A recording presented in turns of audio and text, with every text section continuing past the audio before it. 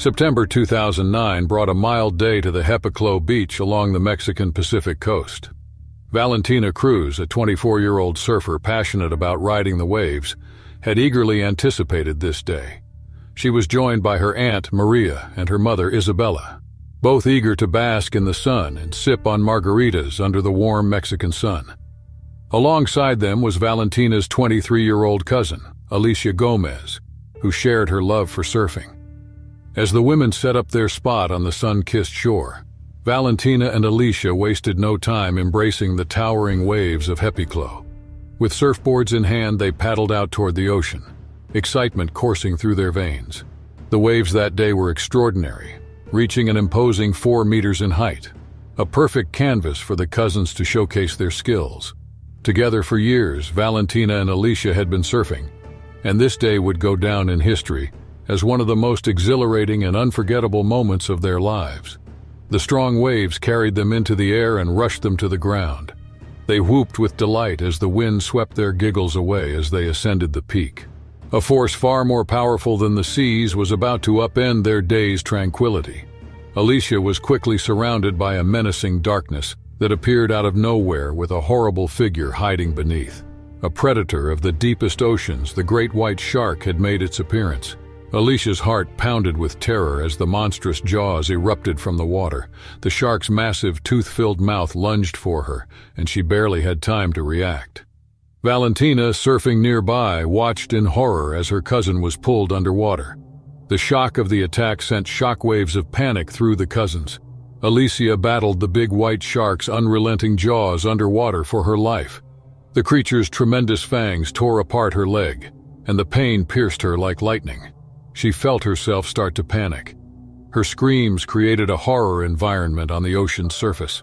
Valentina's instincts kicked into overdrive as she witnessed the horrifying spectacle unfolding before her. Without a second thought, she propelled herself toward her cousin. Her surfboard held high above her head like a makeshift weapon. The surfboard came crashing down onto the shark's back, causing it to be distracted for some seconds. The distraction briefly diverts the shark's attention, allowing Alicia to escape. She struggled to the surface while gasping for air with all her power. A trembling hand from Valentina was used to help her cousin get on the surfboard. Together, they started the arduous voyage back to land. But destiny had some different plans. Maria and Isabella laughed and talked on the beach when the terror beyond the waves caught their attention. They laughed until they heard Valentina's frantic screams, which made them gasp in horror. Their eyes widened when they witnessed their girls engaged in a great white shark battle. Maria and Isabella took quick action. They rushed for their cell phones and dialed the Coast Guard's emergency hotline, acting out of panic and desperation. They described the frightening event before them, their voices shaking with fright. Although the dispatcher reassured them that aid was on the way, their suffering grew worse as each second passed. The fight to return to the shore continued as Valentina and Alicia battled through the waves. The great white shark continued to circle menacingly while still alive, its lifeless eyes fixed on its prey. As they escaped from its grasp, the shark became furious. After taking Alicia in its mouth, the shark made a great leap and vanished into the ocean's depths. It all happened so quickly that Valentina froze for 2 minutes, and when she realized the situation, she yelled hysterically. Valentina cried non-stop. She found it unbearable that the shark had taken the life of her favorite cousin. Finally, the Coast Guard arrived as a far-off wail of sirens pierced the air. Their boat, operated by professional rescuers, sped toward her while expertly navigating the choppy waves. The searchlights of the rescue crew cut through the darkness. When the Coast Guard discovered Valentina, she was in an unstable condition. Nobody could find Alicia. Their comprehension of what had occurred took a moment. They raised her from the ocean while leaving their surfboards behind as offerings to the sea. Valentina was still breathing, but she was in disbelief. The great white shark disappeared into the depths, serving as a disturbing reminder of how brutally unpredictable aquatic life can be. Maria and Isabella sped back to Valentina when they reached the shore. The shock of losing her daughter left Alicia's mother comatose. They had tears running down their faces from grief. While Valentina was still alive, her loving cousin's lifeless body was submerged. Valentina and Alicia's mother were being escorted to the hospital for their mental health care, as they saw the wild underwater life. They were aware that this day, a day that had begun as a happy adventure, would always serve as a reminder of the loss and grief that had entered their lives. After receiving counseling for several months, Valentina made a sluggish recovery. She chose not to surf anymore. It was a sensible choice because the eerie recollections of Alicia's demise never abandoned her in her dreams. Without her cherished cousin Alicia, she knew she could never go surfing. It was Valentina's way of paying Alicia a small tribute. In the chilly waters of Gansby, South Africa, known as the Great White Shark Capital of the world, Dr. Anna Richardson prepared for a day that would mark a significant milestone in her career as a marine biologist. Her focus was on the intricate behavior patterns of great white sharks, and today's dive was to observe them up close to the safety of a shark cage. With keen eyes and a spirit undeterred by the dangers of the deep, Anna had spent years studying these majestic predators. Her work aimed to debunk myths surrounding sharks and to promote their conservation. The dive operation she joined was renowned for its commitment to safety and respect for marine life, making it the perfect partner for her research. As the boat reached the dive site, the crew began their preparations, lowering the sturdy cage into the water. Clad in her wetsuit and equipped with underwater cameras and sensors, Anna reviewed her checklist one last time. Her heart raced with anticipation from the prospect of coming face-to-face with the sharks and the opportunity to contribute valuable insights to marine science. The crew briefed her on the safety protocols, emphasizing the strength and reliability of the cage. The cage bars were made from high-grade steel, designed to withstand a great white shark's powerful jaws and brute strength. Anna nodded, her confidence bolstered by the crew's professionalism and the robustness of the cage. As the cage was secured, Anna descended into the water, the cold ocean enveloping her. Below, the underwater world was a murky expanse, visibility limited but sufficient for her purposes. She could make out the shadows of the marine life that called these waters home, and her anticipation grew. The first few minutes were calm, the only sounds being her breathing and the distant hum of the boat's engine. Anna's eyes adjusted to the dim light, and she began to observe the smaller fish that darted curiously around the cage. Suddenly, a shadow loomed in the distance, its size and shape unmistakable. A great white shark, its mottled gray skin, approached with a grace that belied its fearsome reputation. Anna's breath caught in her throat as she reached for her camera, her hands steady despite the adrenaline coursing through her veins. The shark circled the cage, its eyes seemingly fixated on Anna. She remained still, capturing every detail, from the gills pulsing with each movement to the scars that adorned its skin, each a silent testament to its life in the ocean's depths. As she focused on her work, another shadow appeared, larger and more menacing than the first. This shark, drawn by the commotion or perhaps by curiosity, moved with a purpose that sent a chill down Anna's spine. As the second great white shark approached, its size became more apparent, dwarfing the first shark that had initially captured Anna's attention. Its movements were deliberate, each flick of its tail propelling it closer to the cage with an unsettling focus. Anna's heart raced, her previous excitement tinged with a hint of apprehension. She steadied her camera, determined to document every moment, even as the situation grew tense. The shark circled the cage, its massive body casting shadows that danced across the steel bars in Anna's face. It seemed to be studying her, its dark eyes peering into the cage with a curious intelligence. Anna, a seasoned marine biologist, knew that sharks were often more curious than aggressive, but the proximity of this apex predator tested her resolve. The shark accelerated without warning, its powerful body slammed against the cage. The impact was jarring, sending a shockwave through the structure. Anna stumbled but kept her footing, her hands gripping the bars tightly. The cage groaned under the strain, the sound of metal bending a stark reminder of the power these creatures possessed. The crew above, alerted by the commotion, sprang into action.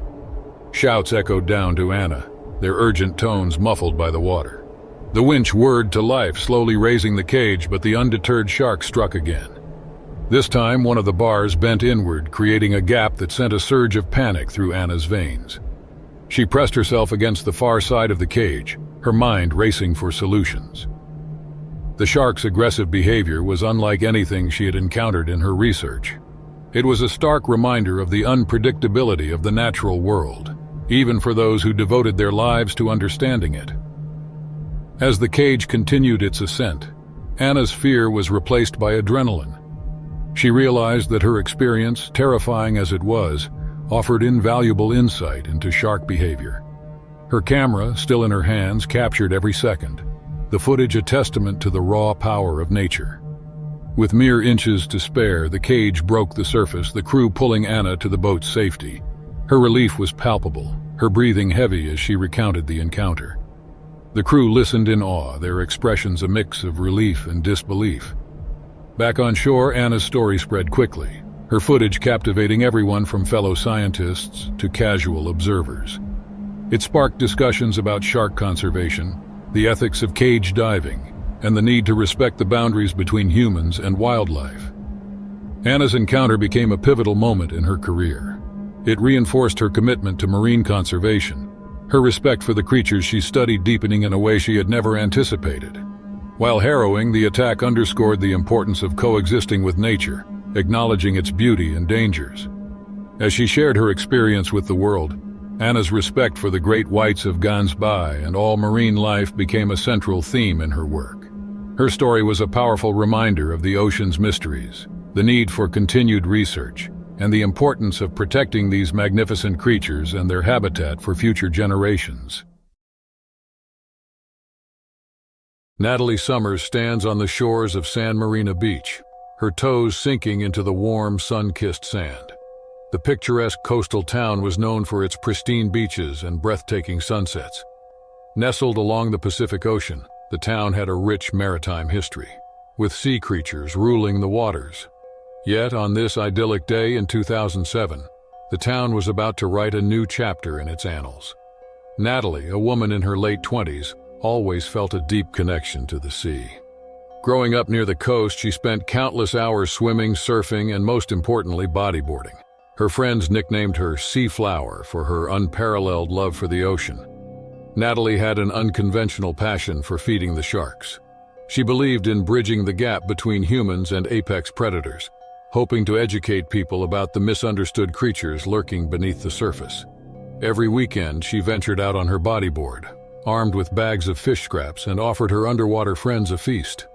However, this weekend was different. The news spread like wildfire that a magnificent great white shark had appeared near the coast. Yet even the bravest locals had shivers sent down their spines by her immense size and fierce reputation.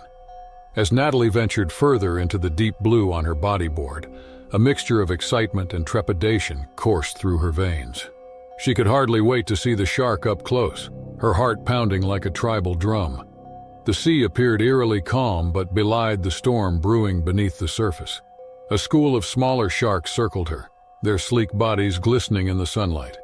Natalie threw handfuls of fish scraps into the water, and the sharks darted to grab their share. The ocean seemed tranquil, but fate had other plans. Without warning, a great white shark erupted from the surface and surged towards her. It clamped down on Natalie's leg with terrifying force, using her immense jaws. Her body was seared with pain as she screamed, while the great white shark splintered her bodyboard in its jaws. A whirlpool of chaos engulfed Natalie's world. She thrashed in agony, desperately trying to break free from the vice-like grip of the predator as blood clouded the water. The shark fixed her cold, merciless eyes on her prey and had other plans. It released its grip with a mighty jerk, sending Natalie hurtling through the water, disoriented and bleeding profusely. In horror, she watched the massive creature circling back, blurring her vision with pain and fear. A miracle appeared on the horizon when Natalie's strength was waning. A sea patrol boat came into view, slicing through the water with its sleek hull. The crew raced to the scene, alerted by the commotion. The boat's crew swiftly assessed the situation, and with nerves of steel, they deployed a rescue net. Natalie clung to the lifeline with trembling hands, and with a heave she was hauled to safety, narrowly escaping the shark's jaws. Natalie's harrowing encounter had left marks on her body. Her leg throbbed in agony, its landscape of torn flesh and shredded wetsuit causing immense pain. The crew worked swiftly, their hands deft and sure. They cleaned and dressed the wound, feeling the sting of antiseptic as it sharply contrasted with the salt water still clung to her skin. As the boat sped towards the distant shore, Natalie turned her gaze back to the expansive ocean. The shark still lurked beneath those waves, embodying a might of power and purpose. Her heart raced, not with fear, but with a newfound respect for the untamed world that had nearly claimed her. News of Natalie's ordeal spread like wildfire. Reporters descended upon San Marino Beach, capturing the raw emotion that pulsed through the crowd with their cameras. The world's imagination was captured by the story of a woman's battle against a massive white shark on the shores. Candles flickered in the twilight, casting a warm glow on faces etched with concern and hope. People held vigils and whispered prayers for Natalie's swift recovery. The town of San Marino rallied around its seaflower, symbolizing courage in the face of the untamed. Weeks passed, and a relentless cycle of pain and healing marked the time.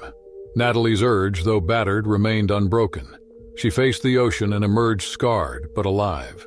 The depths were still ruled by giant species like massive sharks, reminding everyone of the untamed beauty and danger that dwelled in the heart of the ocean. As her body mended, Natalie's resolve grew stronger. She knew that the journey was far from over. The bond between humans and the untamed is a fragile yet enduring thread woven through the tapestry of existence. Natalie's incident had become a beacon, attracting others to the cause of marine conservation. She speaks at schools, community centers, and conferences, her voice serving as a clarion call for understanding and respect. The Queen of the Abyss, who was once a harbinger of fear, now represents the resilience of both predator and prey in the relentless dance of survival. The town of San Marino flourished as its shores bore testament to the indomitable urge of those who dared to embrace the untamed.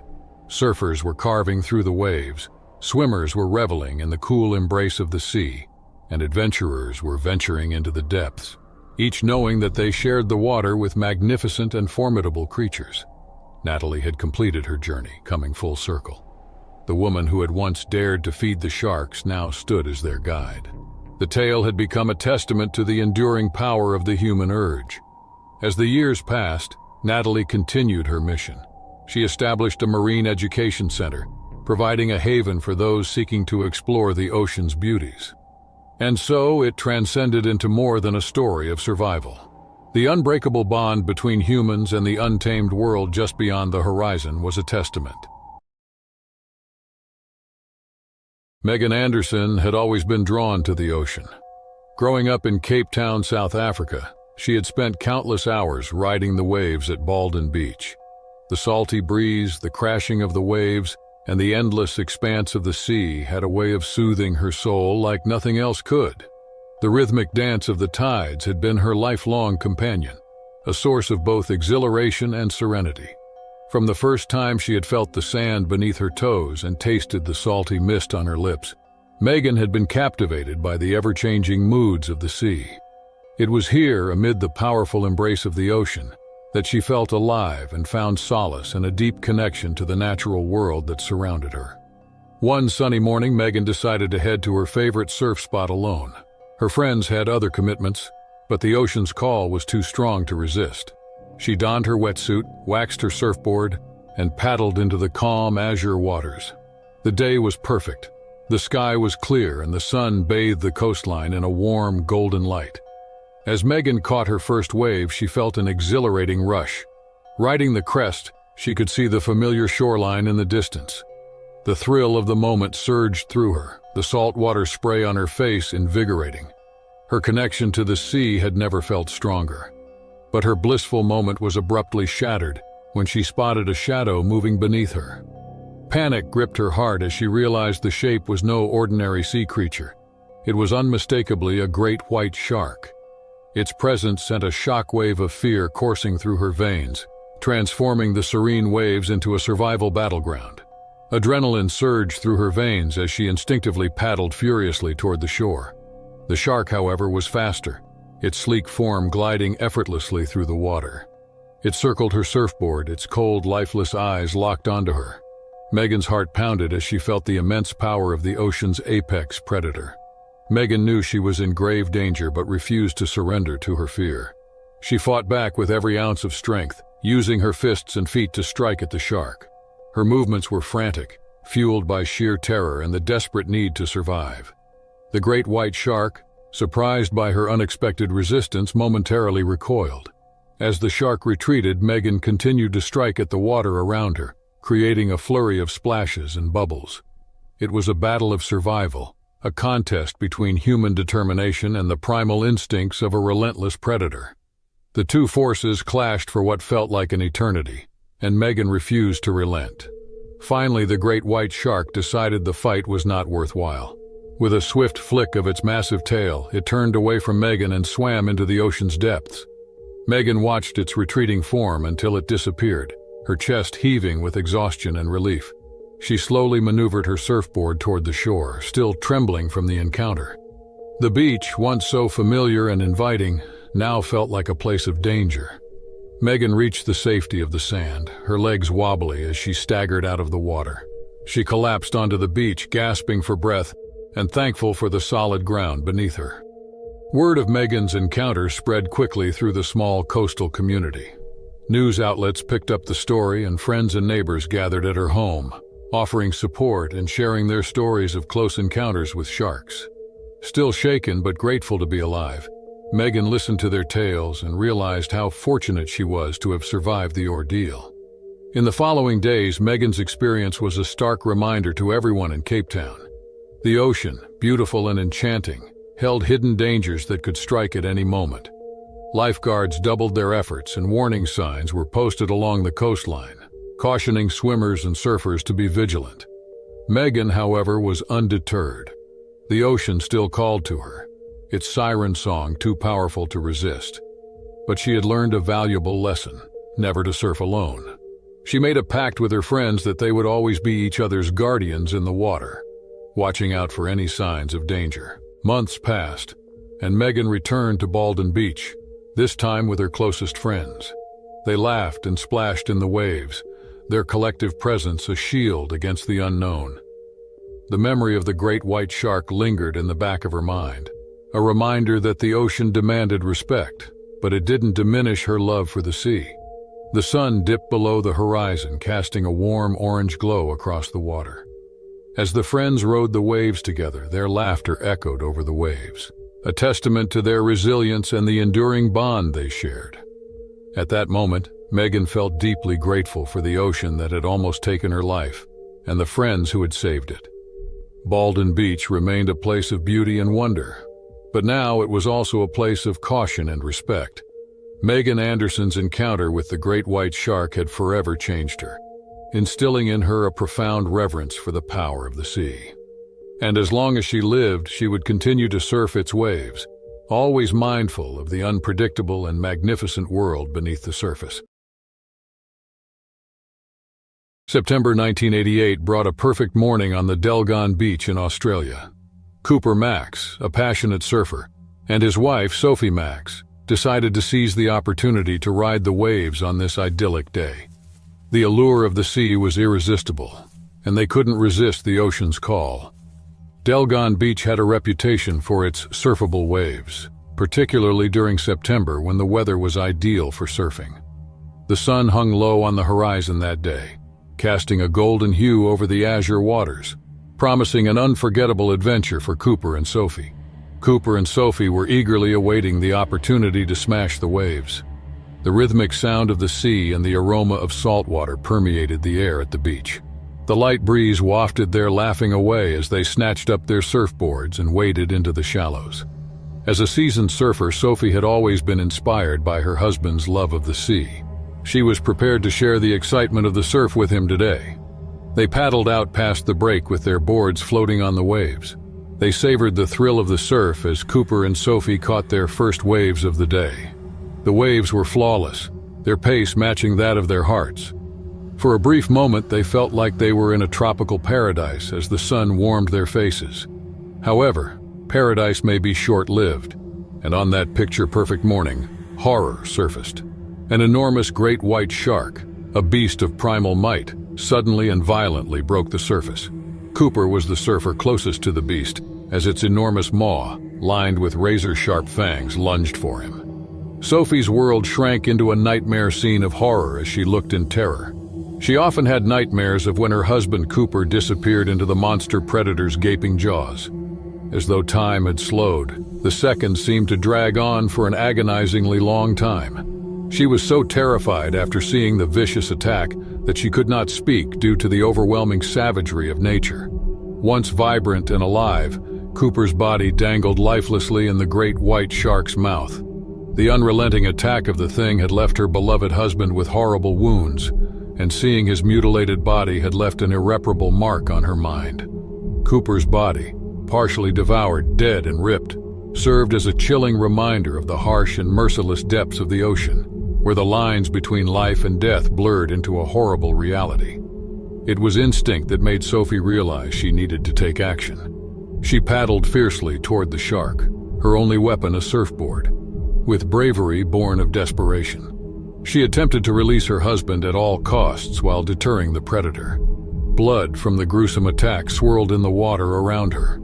As Sophie drew up to the persistent beast, her heart thumped in her chest. She slapped her surfboard against the shark's back with all the force she could muster, attempting to catch its attention. The sudden resistance startled the great white shark, who momentarily retreated. It turned its lifeless, icy gaze on Sophie, who paddled as quickly as her shaky muscles would allow. She was aware that time was of the essence. Momentarily, the condition of her husband was getting worse. Cooper was taking his last breath. However, the shark was not to be taken lightly. It gave an intense flick of its tail and disappeared beneath the waves, leaving Sophie all by herself in the vastness of the open sea. Her husband's lifeless remains floating nearby was a gruesome reminder of the merciless depths. Sophie realized she had to act immediately despite her tears and sad heart. She started the excruciating journey back to the shore while dragging her husband's body behind her. The coastline appeared to be a faraway speck on the horizon, and the distance was infinite. With every stroke of her arms, Sophie battled against the relentless pull of the sea, each motion an excruciating test of her endurance. The weight of her husband's lifeless body made each stroke feel like a monumental effort. Yet her unwavering determination was her sole ally in the desperate struggle to bring him back to the shore. The sun was beating down brutally as Sophie paddled with all of her effort, her body aching from exertion. With every meter that passed, her husband's body weight appeared to increase. However, she steadfastly resisted giving up since she loved Cooper so much. After what seemed like an eternity, Sophie eventually arrived at the shore, where she found her husband's bruised body lying on the ground. She had put her strength to the absolute limit, yet she had managed to bring him with her. Sophie contacted Coast Guards with shaky hands, sobbing uncontrollably as she described the horrific incident. When the Coast Guard arrived, an ambulance was sent to take Cooper's body to the hospital. The medical staff at the facility worked non-stop to save Cooper's life. The great white shark's jaws destroyed his lower body and tore apart his stomach. While everyone knew he was dead, they still administered cardioversion shocks as a last-ditch effort. Their efforts were in vain as Cooper's soul left his body. Sophie was perpetually shocked. After witnessing her husband's body, she began to experience panic attacks, so her doctor referred her for mental care. The memory of that fateful day in September 1988, when Sophie stood on the shores of Delgon Beach, remains etched in her mind with indelible clarity. As she gazed into the endless expanse of the ocean, its vastness seemed to mirror the tumultuous emotions swirling within her. The tranquil beauty of the beach had always been a sanctuary for her, a place of solace and joy. However, on that particular day, it became the backdrop for a life-altering event that would haunt her for years. The incident marked a turning point in Sophie's life, leaving an indescribable void in her heart. She had been blissfully enjoying the day with her partner, savoring the sun's warm embrace and the soothing rhythm of the waves. But fate had other plans as an unforeseen tragedy unfolded before her eyes. The loss of her beloved partner in that brutal twist of fate shattered and scarred Sophie. It was a moment of profound transformation as she grappled with grief and life's harsh realities. After that heart-wrenching day, the once beloved beach became a place she could no longer bear to visit, a painful reminder of a love lost and a life forever altered. On a sunny morning on Reunion Island, France, a group of enthusiastic volunteers gathered on the picturesque beach of St. Paul. Among them was Sophie Laurent, a spirited environmental science student from the University of La Réunion. The event was a community-led beach cleanup organized to combat the increasing problem of marine debris affecting the island's stunning coastlines. Sophie, with her long, sun-streaked hair tied back and a determined look in her eyes, was passionate about marine conservation. She had always felt a deep connection to the ocean and was eager to make a tangible difference. Clad in shorts and a t-shirt with sturdy gloves to protect her hands, she listened intently as the coordinator outlined the day's activities.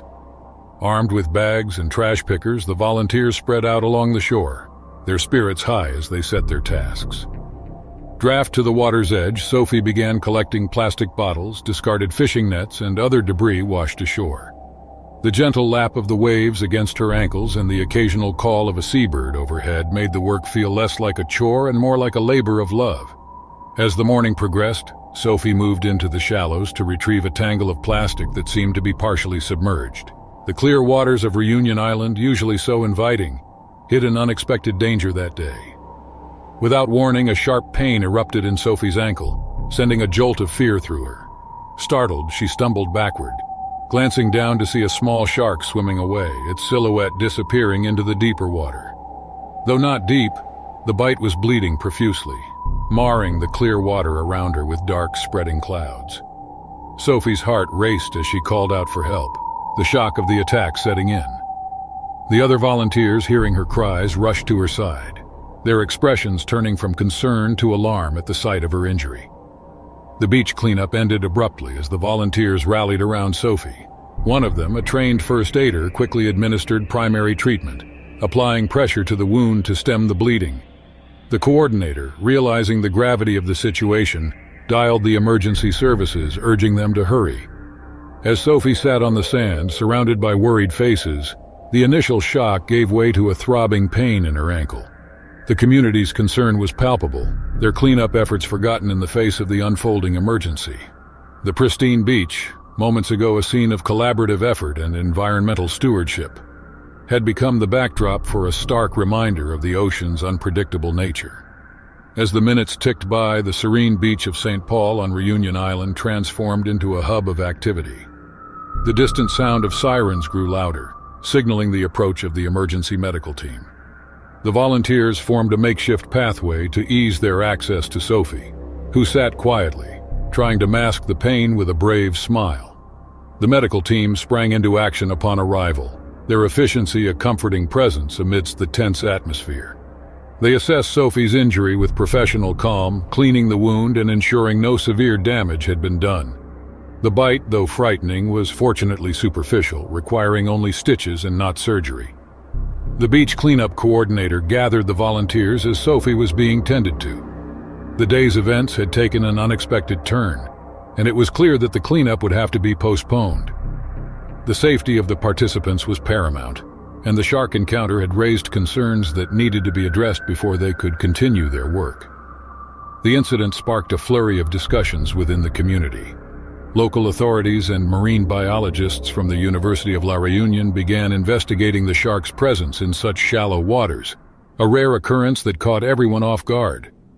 The following community meetings focused on enhancing beach safety and balancing the need for environmental conservation with protecting those who volunteered their time. Sophie's story quickly spread, her bravery and commitment to the cause earning her admiration and respect. Interviews with local media highlighted volunteers' risks and the urgent need for action against marine pollution, indirectly contributing to such wildlife encounters. In the following weeks, Sophie's recovery symbolized the community's resilience. Her experience had not dampened her spirit but strengthened her resolve to advocate for the ocean's protection. She became more involved in educational programs, sharing her story to raise awareness about the importance of safe and responsible conservation efforts. The beach cleanup event was rescheduled with increased safety measures and a renewed sense of purpose. The volunteers returned, their numbers bolstered by Sophie's story, ready to continue their work with a deeper understanding of the ocean's complexities. The incident at St. Paul Beach, while alarming, had brought the community closer together, fostering a collective determination to protect their cherished coastal environment. Once a volunteer, Sophie had become a beacon of inspiration, her encounter with the shark a poignant reminder of the delicate balance between human activity and the natural world. As the story concludes, the beaches of Reunion Island remain a place of breathtaking beauty and vibrant life, a testament to the resilience of its people and its marine inhabitants. The community's commitment to conservation, strengthened by their challenges, ensures that the island's shores remain a haven for all who cherish the ocean and its wonders. In 2002, a warm breeze carried the scent of salt and seaweed through the air at Letweben Bay, South Africa. The coastal town was a picturesque haven known for its stunning beaches and crystal-clear waters. Clark Reynolds, a 34-year-old surfer with a heart full of adventure, had convinced his wife Linda to join him for a day of riding the waves in this idyllic setting. The morning sun casts a golden glow over the coastline, promising a day of adventure and relaxation. The Letweben Bay beach was dotted with tourists and locals seeking the allure of the ocean's embrace. Couples strolled hand in hand, children built sandcastles, and surfers gathered with their boards ready to chase the perfect wave. Clark, eager to immerse himself in the thrill of the surf, had persuaded Linda to join him in the water. But as they approached the shoreline, she felt an unshakable sense of unease. The waves that day seemed more formidable, and the sea carried an air of unpredictability. She shook her head, choosing to remain on the shore, promising to keep an eye on Clark as he ventured out alone. Dressed in his trusty wetsuit, Clark waded into the clear, inviting waters of the Letweben Bay beach. The cool embrace of the sea was a familiar and comforting sensation, as he had surfed here countless times before. With each step, the water deepened, and his excitement grew. Clark paddled out beyond the breaking waves, the rhythmic sound of the surf, and the vast expanse of the ocean surrounding him. The thrill of riding a powerful wave coursed through his veins, and for a moment the world was nothing but the sea and the sky. Unbeknownst to him, beneath the surface, a shadowy behemoth stirred. In the depths of the South African waters, a great white shark, a fearsome sea predator, had sensed the movements and vibrations above. It had been drawn by the scent of salt and the promise of a meal. The great white, a silent and deadly force, approached swiftly. With sudden explosive power, it burst from the water, jaws agape, and clamped down on Clark's chest and shoulder. The attack was ruthless, a catastrophic encounter with nature's apex predator. The sea erupted in a storm of churning water and foam. Clark fought with every ounce of strength and willpower, his desperate struggle to break free from the jaws of death etched in the water and the air. But the great white, relentless in its primal hunger, showed no mercy. Linda, who had been watching from the shore, could hardly comprehend the horrifying scene before her eyes. Her screams echoed across the beach, joining a chorus of gasps and horrified onlookers who had witnessed the shocking attack. Panic gripped the once tranquil coastline, and the situation's urgency was palpable. In those harrowing moments, Clark's fate was sealed. Despite his courageous battle, the great white's immense power and razor-sharp teeth proved too formidable. The ocean, his playground, became his final resting place. Adrift in the water, the surfboard bore witness to the tragic event, a silent sentinel of a life cut short. Trembling with grief and disbelief, Linda stood paralyzed on the beach, tears streaming down her face. Her beloved husband, the man she had shared her life with, was gone in the blink of an eye. The bright promise of a sunny day at Letweben Bay had turned into the darkest of nightmares. The authorities were called, and a search was launched to recover Clark's lifeless body from the ocean. The once celebrated surfer, who had chased the waves with a passion that had ignited his soul, would now rest in the arms of the sea he had loved. In the following days, Letweben Bay mourned the loss of Clark Reynolds, a man whose spirit had been inseparable from the waves.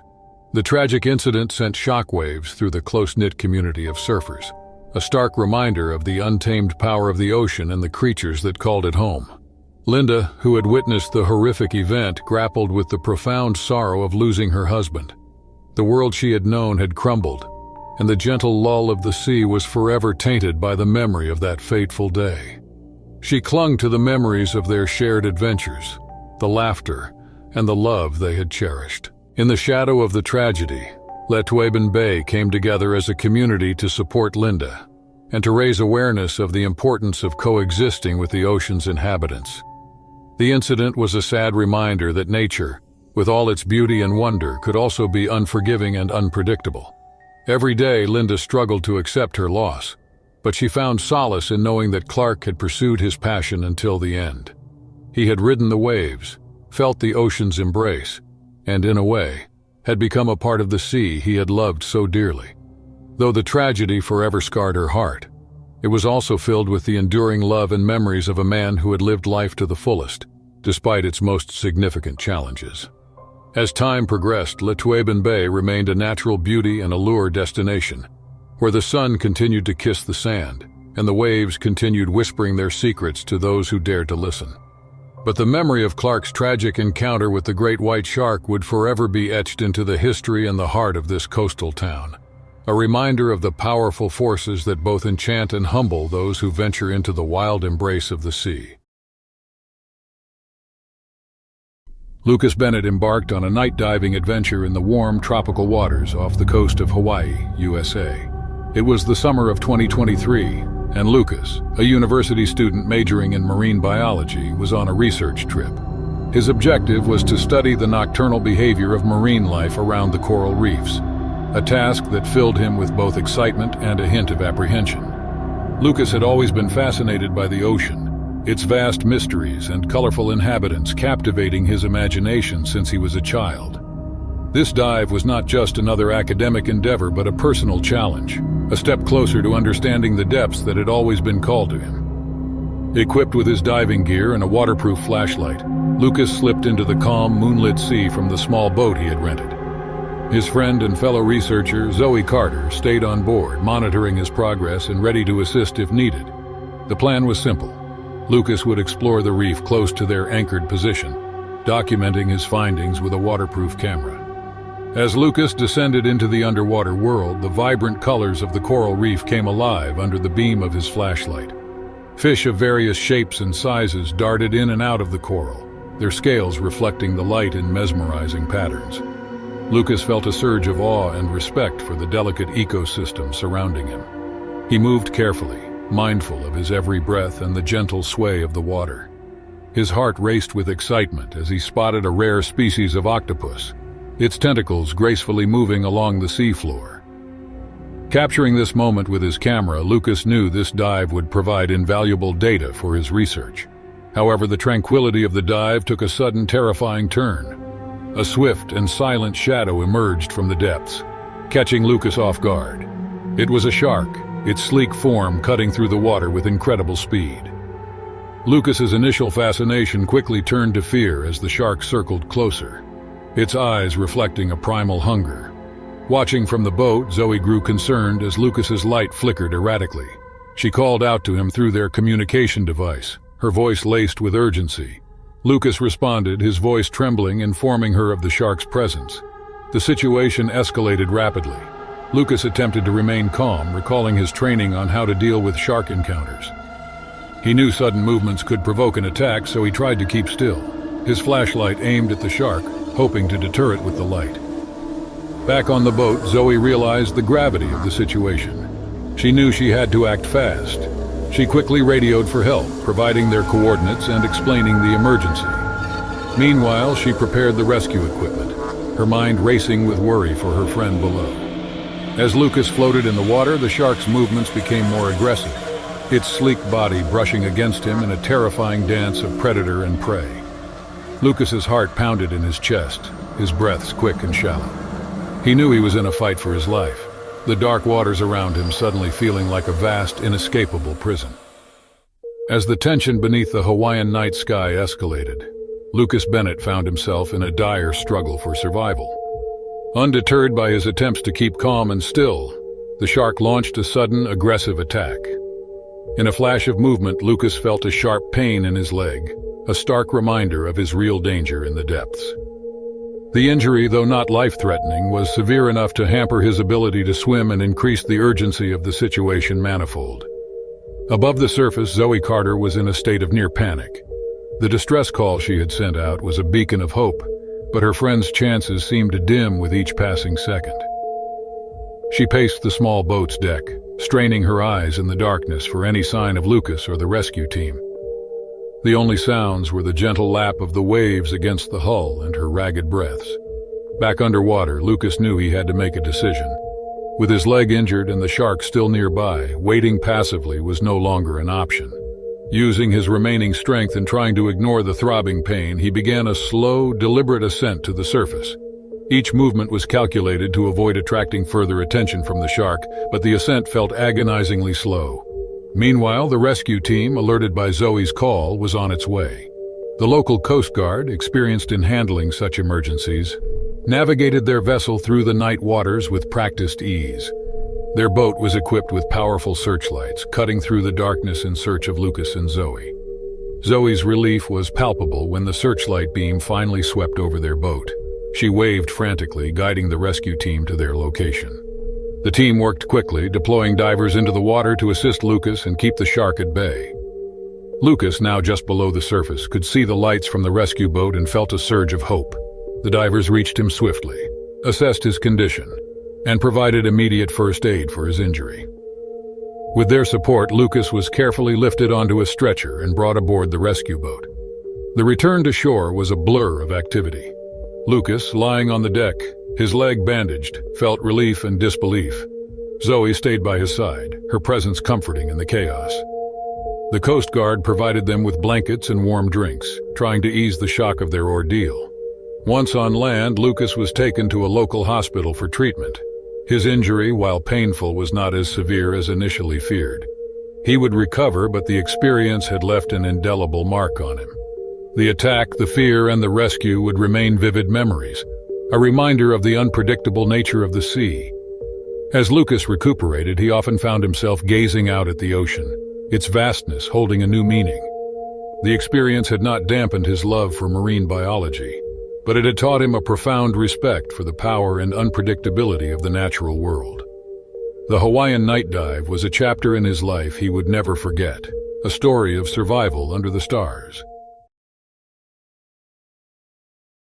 Jessica Reynolds and Alina Bennett had always been adventurers, seeking the thrill of the great outdoors whenever possible. Their latest adventure took them to the pristine beauty of Kristen Island, nestled in the heart of the Gulf of Alaska. The island was a remote paradise known for its rugged landscapes and emerald green waters. As the two friends set up camp on the secluded beach, they marveled at the untouched beauty surrounding them. Towering pine trees lined the shore, and the air was filled with the soothing scent of the forest. The turquoise waters lapping at the sandy beach beckoned to them, promising a refreshing escape from the rigors of daily life. On a warm and sunny morning, Jessica and Alina decided to swim in the crystal-clear waters of the Gulf of Alaska. The green-blue expanse stretched out before them, inviting them to plunge in. With excitement bubbling, they donned their swimsuits and waded into the water, feeling the cool embrace of the ocean. Their laughter echoed in the pristine surroundings as they swam further from the shore, reveling in the moment's serenity. The sun cast dancing reflections on the water's surface, creating an idyllic scene that felt like a dream. But their dreamlike swim took a terrifying turn when Alina spotted something lurking beneath the surface. At first, it was just a shadow, but their hearts pounded with dread as it drew closer. It was a massive great white shark, its dark form contrasting sharply with the vibrant water. Fear gripped Jessica and Alina as they realized the danger they were in. They immediately abandoned their leisurely swim and began to swim frantically toward the shore. Sheer terror fueled their strokes as they pushed themselves to safety. The great white shark, however, had other plans. It followed closely behind, its cold, unfeeling eyes locked onto the two swimmers. The predator's powerful form sliced effortlessly through the water, closing the gap between them. Jessica and Alina's hearts raced as they felt the shark's presence drawing nearer. Their adrenaline surged as they finally reached the shallows, their feet finding solid ground beneath them. Gasping for breath, they stumbled out of the water, their bodies trembling with fear. The great white shark denied its prey and circled just beyond the breaking waves, a reminder of the danger lurking beneath the serene surface.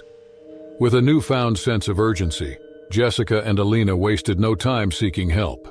They rushed to their campsite and immediately contacted the local authorities, providing them with a detailed account of the encounter. The officers assured them they would take the necessary measures to ensure their safety. The response from the authorities was swift and resolute. Their experience with Megan and her friend's experience with the great white shark had highlighted the need for immediate action. They sealed off the campsite, barricading access to the beach, and posted prominent warning signs. The message was clear. Swimming was forbidden until further notice. The safety of the campers remained their top priority. Officials worked diligently to assess the situation, deploying marine experts to monitor the waters and gather insights into the shark's behavior. With unwavering determination, they aimed to create a safe environment where visitors could once again enjoy the natural beauty of Kristen Island, without fear of unexpected encounters with the ocean's apex predators. The days that followed were filled with a sense of unease. Jessica and Alina, once fearless adventurers, found themselves wary of the very ocean they had been drawn to. They observed the water, never straying far from the shore. The presence of the great white shark had cast a long shadow over their once carefree camping trip. Weeks passed, and the authorities continued to monitor the situation. They employed shark spotters and took measures to study the predator's behavior.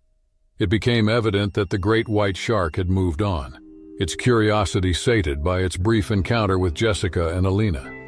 With the assurance of safety, the campsite was eventually reopened. The once deserted shores of Kristen Island were once again filled with the joyful laughter of campers and the sounds of nature. The return to normalcy was a testament to the island's and its visitors' resilience.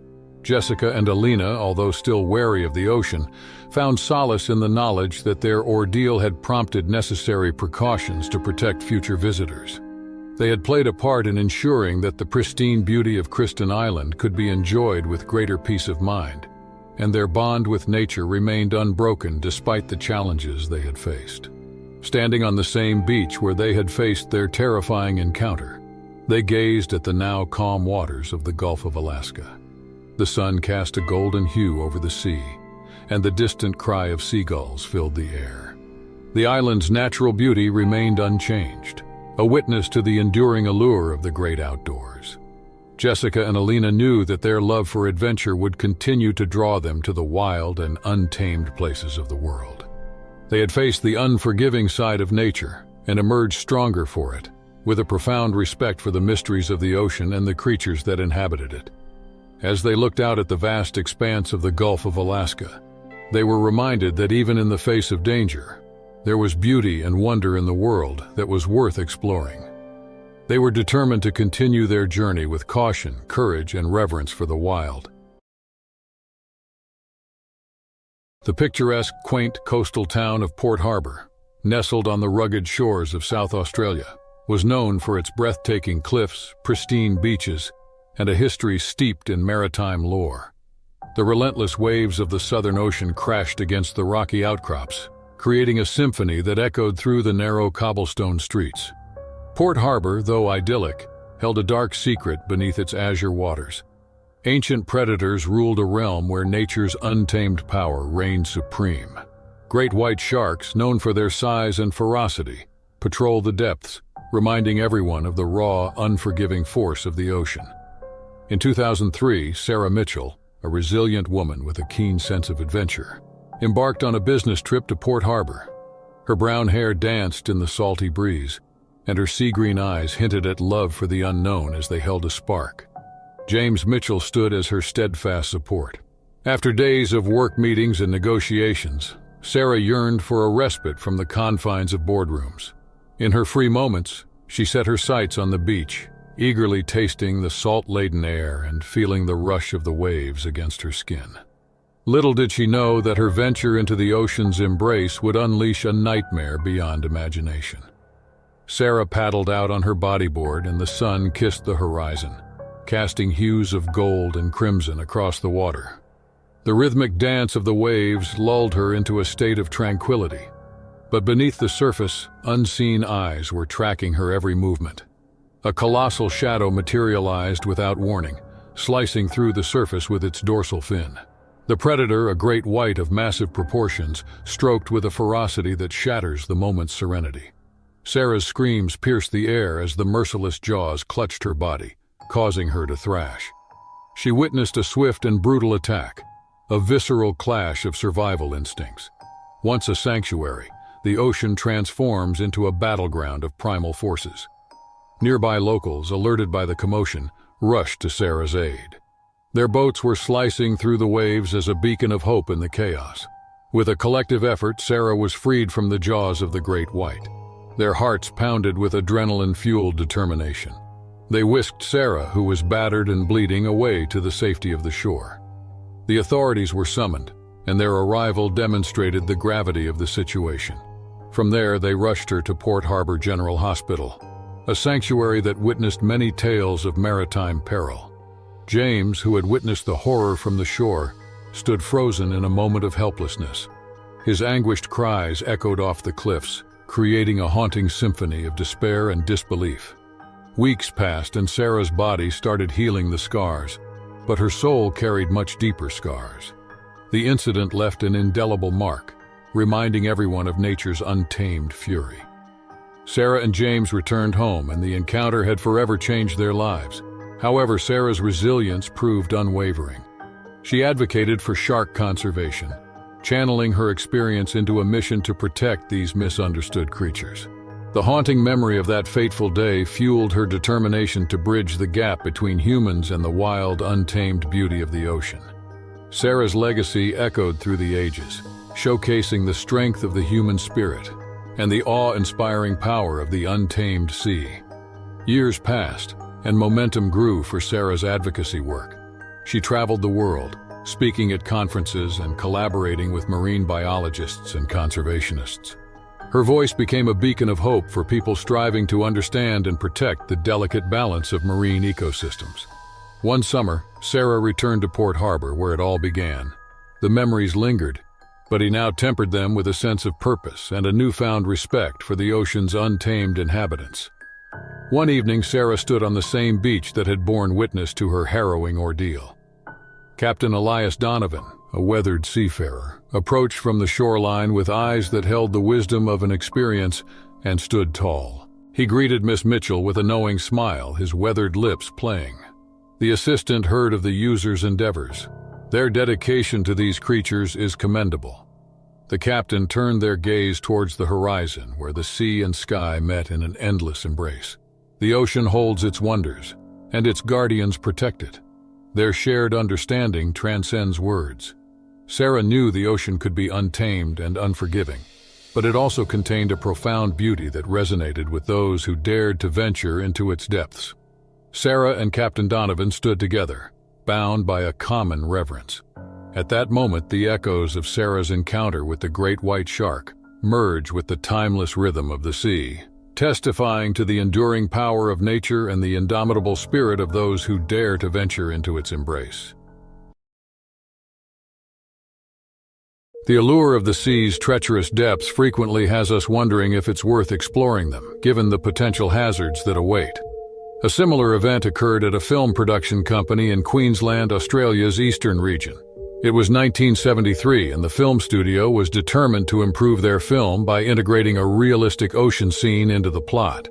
The introduction of this ocean water section was intended to boost the action, ensuring that viewers were hooked and left with enough to talk about. However, the actors reacted with hesitation and skepticism to this decision. They were terrified of what the unpredictable ocean had in store for them. They questioned why they risked their lives for a scene that wasn't strictly necessary. Evie Harper was one of these actresses, and she would soon become one of the terrible fatalities of the decision to shoot scenes in the dangerous Australian seas. Like the other actors, Evie hesitated to shoot scenes on the open sea. However, the production firm promised them complete protection and persuaded them that this was a once-in-a-lifetime opportunity, promising to cover all expenditures and provide luxurious accommodations aboard a first-rate ship. There were suspicions of a romantic relationship between Evie, a rising star on the show, and Oliver Jones, the male lead, and she eventually saw the ocean shoot as a chance to strengthen their bond. The prospect excited her interest, and she welcomed it. The shoot was scheduled to take place in the vast ocean waters between eastern Australia and the South Pacific. The sight of these waters was breathtaking, their shimmering and flowing appeal, where deep blue waves met rough beige sand, captivated everyone. It was like a warm and welcoming blanket, gently caressing the senses. Most actors had never been so close to the sea, let alone experienced the excitement of sailing on it. Despite their early reservations, their nervousness quickly led to a great desire to go on this adventurous trip and begin shooting in the ocean's open waters. The enticing prospect of five-star service contributed to their energy, as there was no better place to eat, rest, and have fun than atop the calming waters of the ocean, with its gentle breeze surrounding them and the rest of the group. The movie company's thorough planning was evident as they organized the day efficiently. They got a cozy ship that perfectly suited their budget and extra lifeguards, security personnel, and extra escape boats in case of unanticipated events. They also went to great lengths by renting a popular fast food restaurant to meet the crew's requirements during the filming. Despite the high cost, the company felt it was vital for their grandiose film conclusion. Evie's enthusiasm increased as she held hands with Oliver and boarded the ship with the rest of the team, each carrying the necessary equipment for the shoot and personal requirements. As it was a critical stage, a few representatives of the film board followed them to ensure that everything ran smoothly. The ocean cruise was a fantastic experience. Evie and her crewmates loved every minute, laughing and joking with one another and enjoying romantic moments with their partners. As the shoot time neared, everyone met in the ship's general area to receive instructions on how the scene would play out. The anticipated grand finale involved Oliver rescuing Evie from the movie's antagonist aboard one of the escape boats. They would then return to the ship, sharing a passionate kiss before heading back to the city to get married. The plot promised excitement, and the entire crew eagerly awaited its enactment. To ensure Evie's safety during the water-based action, she was provided a safety jacket to prevent her from drowning, even though she already possessed basic swimming skills. While waiting for Evie's drama to play out, Michael, the antagonist, was already headed out on the ocean on an escape boat. They had no idea that his presence had sparked the interest of a fiery beast beneath the surface. It was a terrifying great white shark with a sleek torpedo-shaped body, a prominent conical snout, and a conspicuous keel at the base of its crescent-shaped tail. Its dark upper torso stood out against its white underbelly. One of the savvy security staff members saw the scenario and focused closely, using binoculars to ensure the safety of the sea waters as the predator quietly monitored the boat from below. A surprising turn of events transpired before the security staff could properly comprehend what they had witnessed and inform others. As Evie's traumatic kidnapping scenario was about to begin, Evie was deliberately thrown into the huge ocean waves. The security personnel's piercing screams of terror filled the air, demanding an immediate halt to the show until the dreadful creature withdrew from the area. However, in a terrifying split second, Evie and the team stared in astonishment as an enormous shark swooped down on her, burying its razor-sharp teeth into her shoulders. Her wild scream saturated the area, echoing with pure horror. She struggled desperately for her life as she was dragged beneath the surface, battling against the shark's unyielding grip. Evie battled hard, landing ineffective strikes on the shark with her frail wrists and launching powerful kicks with her legs. However, the terrible reality of her situation quickly overcame her. Her screams were heightened when sizzling waves of pain exploded from her savage shoulders. She felt her life force drain away gradually, sinking into unconsciousness.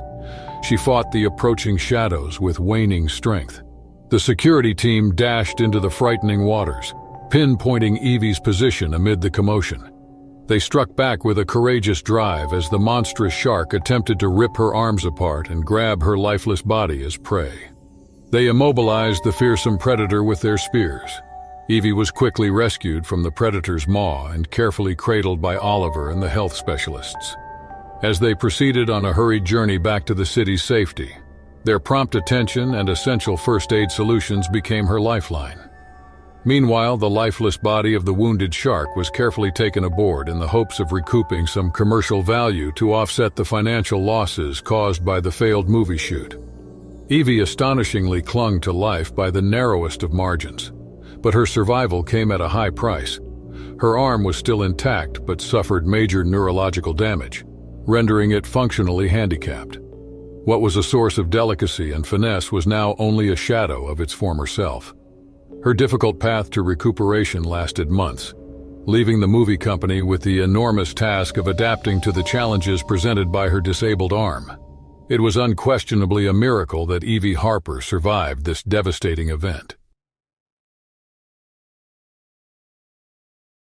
In the vibrant city of Cancun, Mexico, known for its crystal-clear waters and thrilling water sports, Ethan Turner, a young and adventurous tourist from Canada, was excited to try parasailing for the first time. The warm, sunny day with a clear blue sky provided the perfect conditions for an unforgettable experience over the Caribbean Sea. Ethan, with his characteristic enthusiasm, listened intently to the safety briefing from the parasailing instructor Carlos. Carlos, a seasoned expert with years of experience, explained the do's and don'ts, ensuring Ethan felt comfortable and secure with the harness and equipment.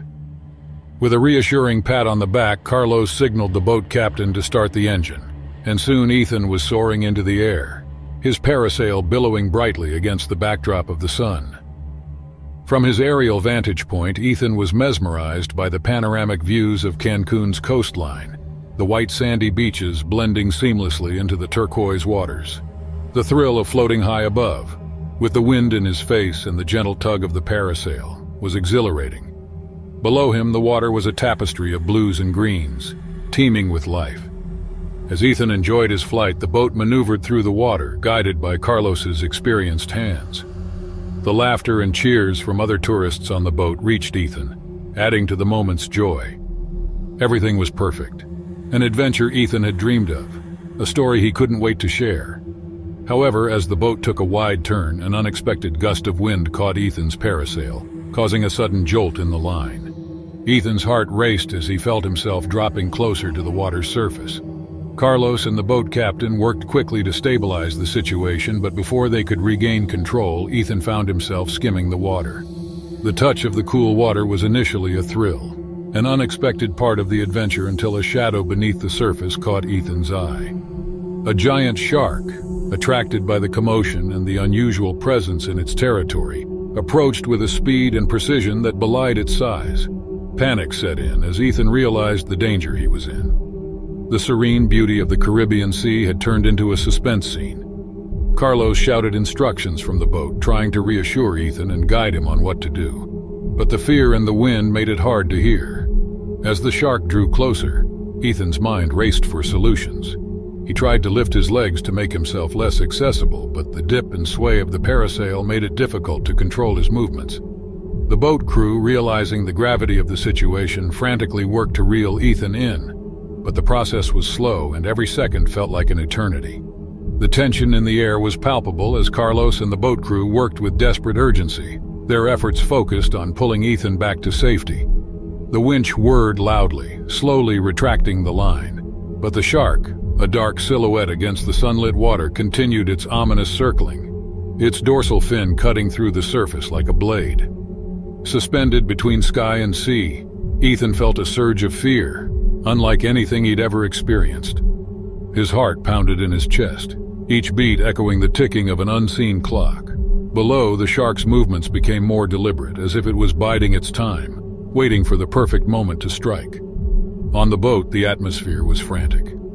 Carlos shouted encouragement, trying to keep Ethan calm, while the captain pushed the engine to its limit, attempting to create distance between Ethan and the shark.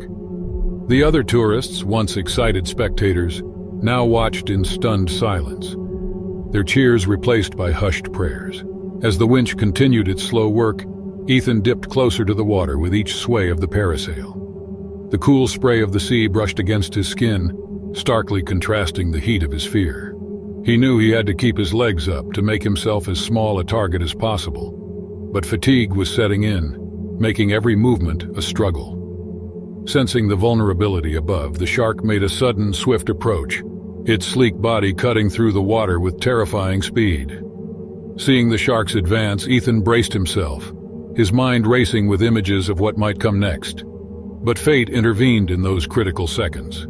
Just as the shark neared, a wave, more significant than the rest, rose, momentarily blocking its path and disrupting its trajectory. The unexpected barrier gave the boat crew the precious time they needed. With a final Herculean effort, they managed to hoist Ethan out of the shark's reach, pulling him back towards the boat at a pace that defied their earlier struggles. Ethan's relief was overwhelming as he felt himself rising away from the water. His breaths came in ragged gasps, a mixture of fear and gratitude filling his chest as he was finally brought aboard.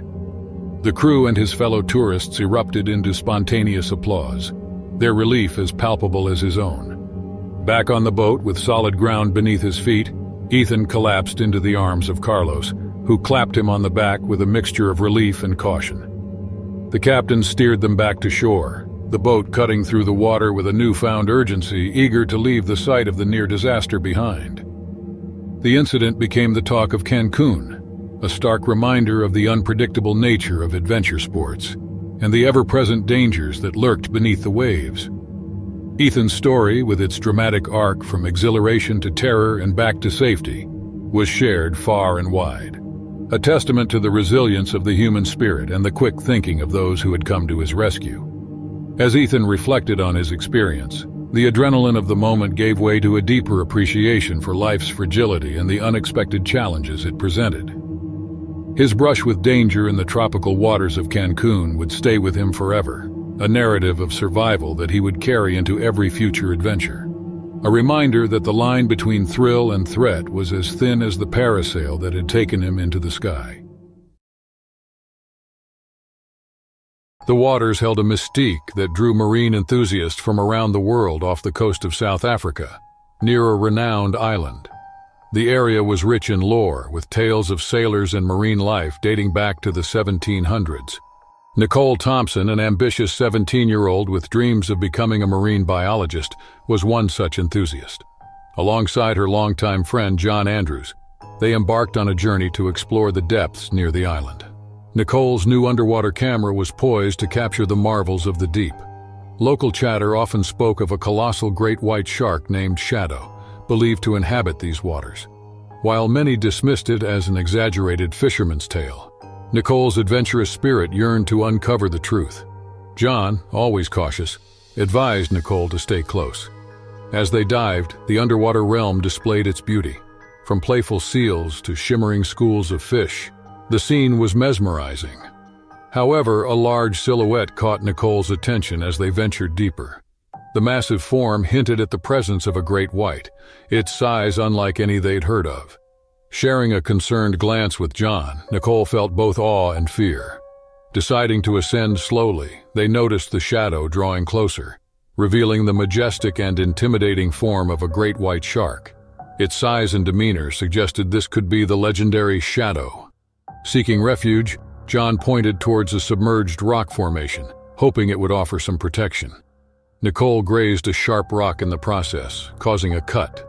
The trace of blood in the water could attract the curious predator. Behind the rocks, the two tried to compose themselves. Nicole's camera, still recording, captured the shark's curious circles. The reality was sinking in. They were in the domain of Shadow. With oxygen levels dropping, they knew they had to act. John remembered the flare gun in his dive kit, which could serve as a distress signal and a potential deterrent for the shark. With her camera rolling, Nicole hoped their experience might serve as a cautionary tale for future divers in the area. As John readied the flare, the vast ocean, the presence of the mighty shark, and their will to survive set the stage for what was to come. Time seemed to stretch endlessly as Nicole and John remained concealed behind the rock formation. Each minute felt like an hour, with the only sound being the steady rhythm of their breathing apparatus. The ever-present Shadow continued its patrol, its powerful tail occasionally sending strong currents their way. Nicole whispered through her dive communicator that they must act fast because their oxygen won't last much longer. John's firm grip on the flare gun indicated his readiness. He understood that firing it could create a momentary distraction for the approaching shark, potentially allowing them to swim toward the surface. They planned to navigate away from the island and head toward the open water, hoping to find their boat, which they believed to be nearby. With a deep breath, John aimed the flare gun upwards and pulled the trigger. A brilliant red flare shot out, illuminating the ocean in a fiery glow. As anticipated, the sudden light and heat startled Shadow, causing it to retreat momentarily. Seizing the opportunity, Nicole and John kicked off from the seabed, making a beeline for the surface. Their fins worked in tandem, propelling them upwards with urgency. Behind them, the flare's light began to fade, and the silhouette of the great shark grew larger as it regained its confidence and began to follow. As they broke through the water's surface, the sight of their boat greeted them with a reassuring embrace, anchored at a moderate distance. Gasping for breath and driven by adrenaline, they swam vigorously towards it. John urgently gestured to signal the boat. Nicole, still clutching her camera, activated a small, high-pitched whistle attached to her vest. The shrill sound caught the attention of their boat operator, who quickly revved the engine and maneuvered closer to the distressed divers. With shadow closing in, the boat reached them just in time. Hands from aboard reached out, pulling Nicole and John to safety. The boat sped away, leaving behind the churning waters and the formidable shadow of the shark. Back on land, the duo's harrowing experience became the talk of the town. Nicole's footage, showcasing the sheer size and power of Shadow, was shared widely. Months later, Nicole and John were invited to a marine conservation event in Cape Town. Their experience had not deterred Nicole's passion for marine biology. Instead, it had reinforced her respect for the ocean and its inhabitants. She spoke about the importance of understanding and coexisting with these magnificent creatures, rather than fearing them. On the other hand, John took a more cautious approach, advocating for safety measures and educating divers about potential dangers. Their shared experience had forged an even stronger bond between them, and they often collaborated on projects, combining Nicole's passion with John's pragmatism. In the pristine waters surrounding the Mentawai Islands, Indonesia, a group of friends embarked on a surfing adventure that promised the thrill of riding the unspoiled waves of this secluded paradise. Among them was Jake Thompson, a seasoned surfer with a relentless passion for the sea and its untamed beauty. The Mentawai Islands, known for their crystal-clear waters, lush tropical landscapes, and some of the world's most consistent waves, were the perfect backdrop for their expedition. The group, filled with excitement and anticipation, set up camp on one of the smaller islands, a spot renowned among surfers for its perfect breaks, but far removed from the bustling tourist trails. With his sun-bleached hair and a deep tan, Jake was the first to paddle out into the water, his board cutting smoothly through the waves. His friends watched from the shore, cheering and laughter carrying over the sound of the crashing surf. For Jake, surfing was more than a sport. It was a communion with nature, a dance on the edge of the world. As the day progressed, the group took turns challenging the waves, their skills on full display against the stunning backdrop of the island. The sun hung high in a cloudless sky, its rays reflecting off the water, turning it into a shimmering expanse of blue and green. However, as the afternoon gave way to evening, the mood shifted. Intending to catch one last ride before the day ended, Jake paddled beyond the reef, where the waves broke with more power and intensity. His friends, busy packing up their gear, paid little attention, confident in Jake's abilities. But nature, in its beauty, holds a power that can turn instantly. As Jake waited for the perfect wave, a dark shape emerged from the depths, its movement swift and purposeful. A shark, drawn by the activity in the water, had ventured closer to the surf. The attack, when it came, was swift and brutal. Jake felt a sudden sharp pain in his leg, a force that pulled him under, away from the safety of his board. The shock of the cold water and the realization of what was happening sent a surge of adrenaline through his body.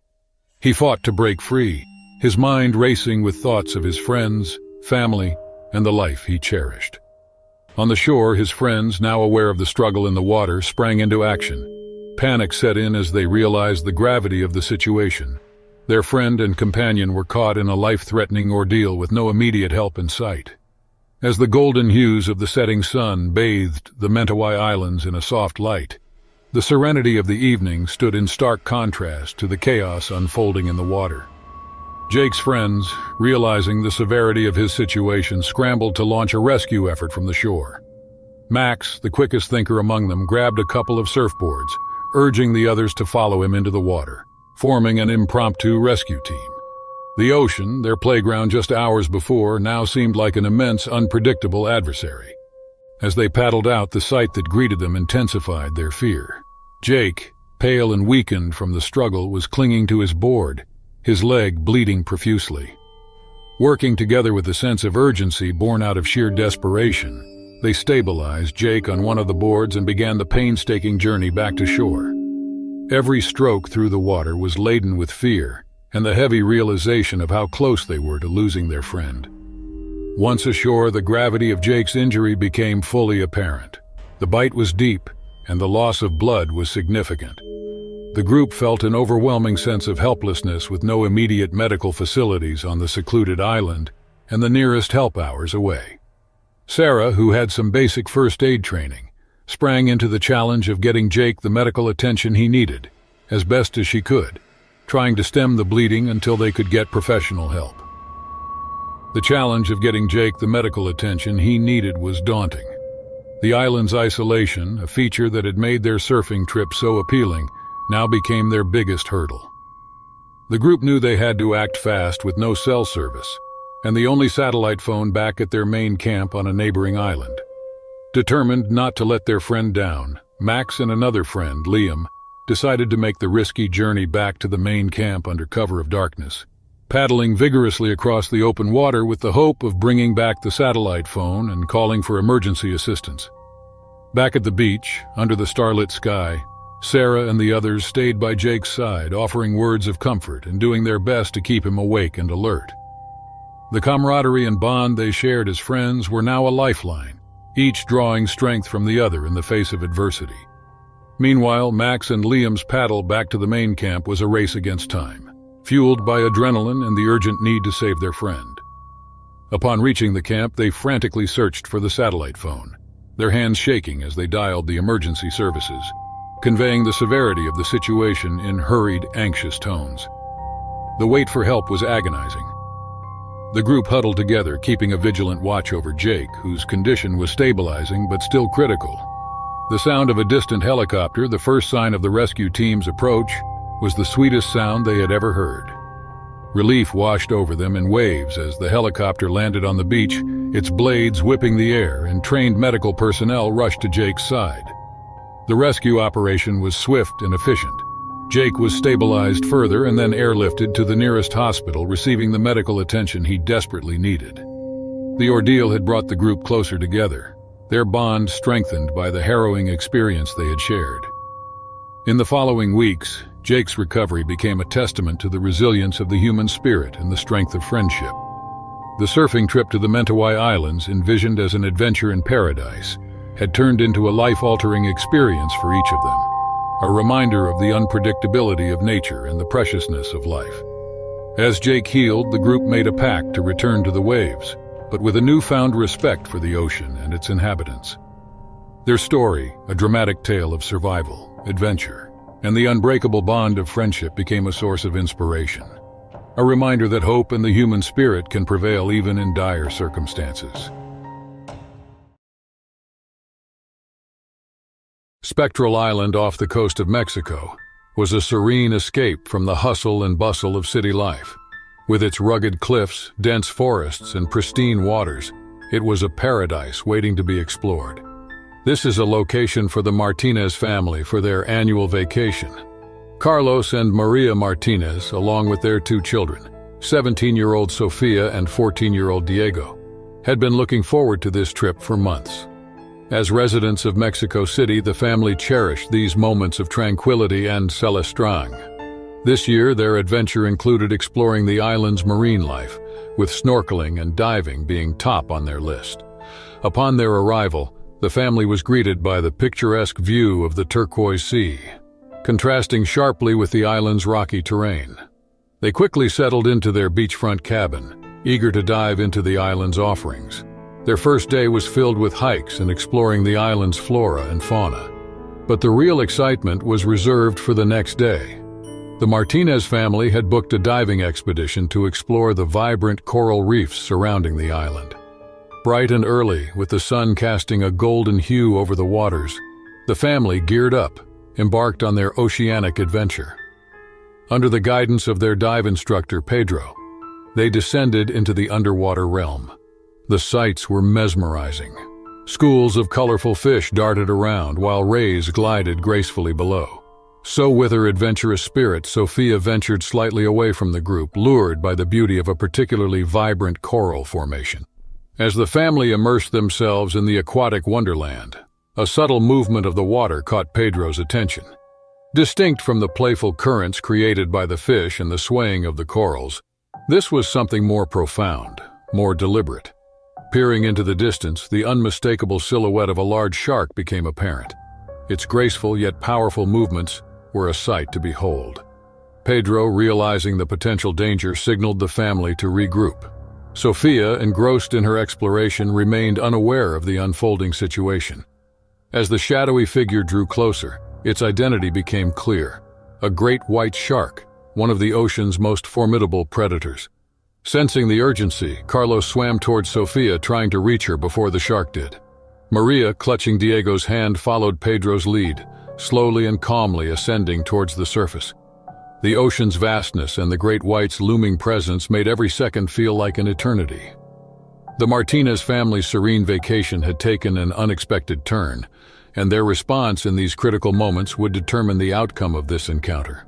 The vast blue expanse seemed even more immense as the Martinez family shared their space with the unexpected visitor.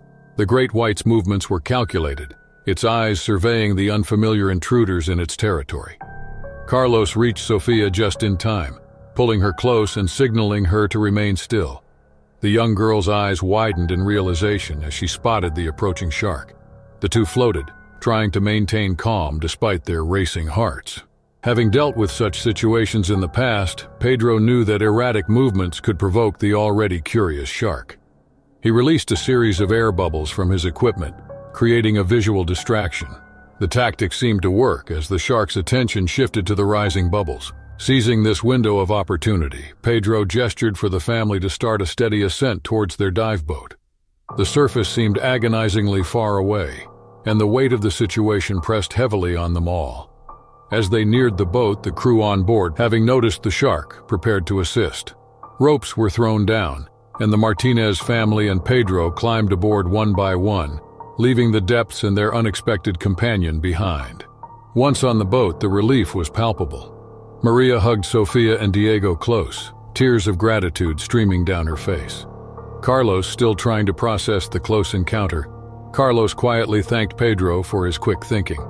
The boat's captain, an old sea dog named Hector, broke the tense atmosphere with a hearty laugh and said that the ocean is always full of surprises. He regaled the family with tales of his encounters over the years, emphasizing the importance of respect for the ocean and its inhabitants. The rest of the day was spent closer to the shore, with the family choosing to snorkel in the shallower waters.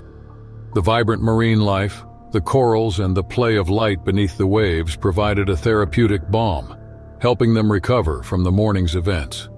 As the sun set, casting a golden glow over Spectral Island, the Martinez family sat on the beach, the waves gently lapping at their feet.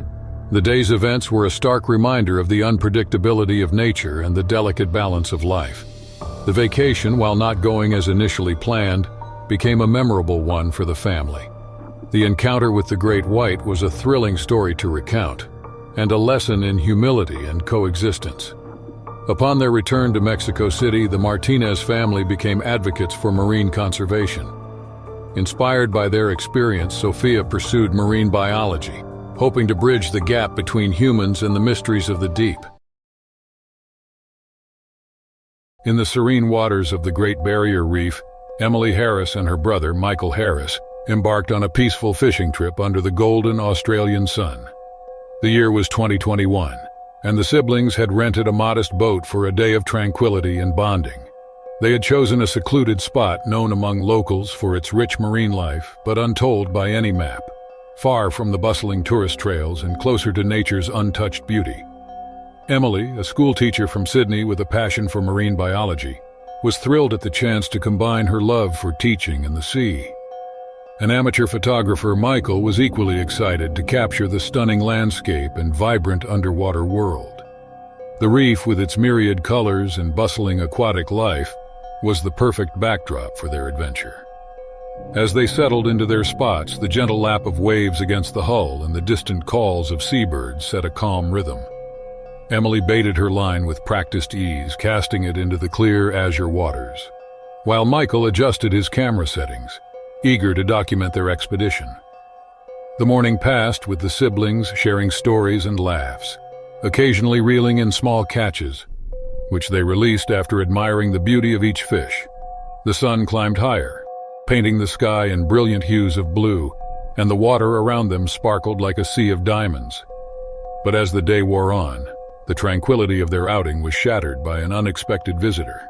A shadow loomed beneath the surface, growing more ominous as it approached their boat. Emily's line tensed suddenly, and she braced herself, thinking she had snagged a significant catch. However, the reality was far more startling. Without warning, a massive shark, its mottled gray skin and scars witnessing its battles, breached the water's surface. Its powerful body slammed onto the deck with a thunderous crash, its jaws snapping ferociously. The siblings froze in terror, the shark's dark eyes locking onto theirs, a primal fear gripping their hearts. Emily's mind raced. She knew they were in a precarious position.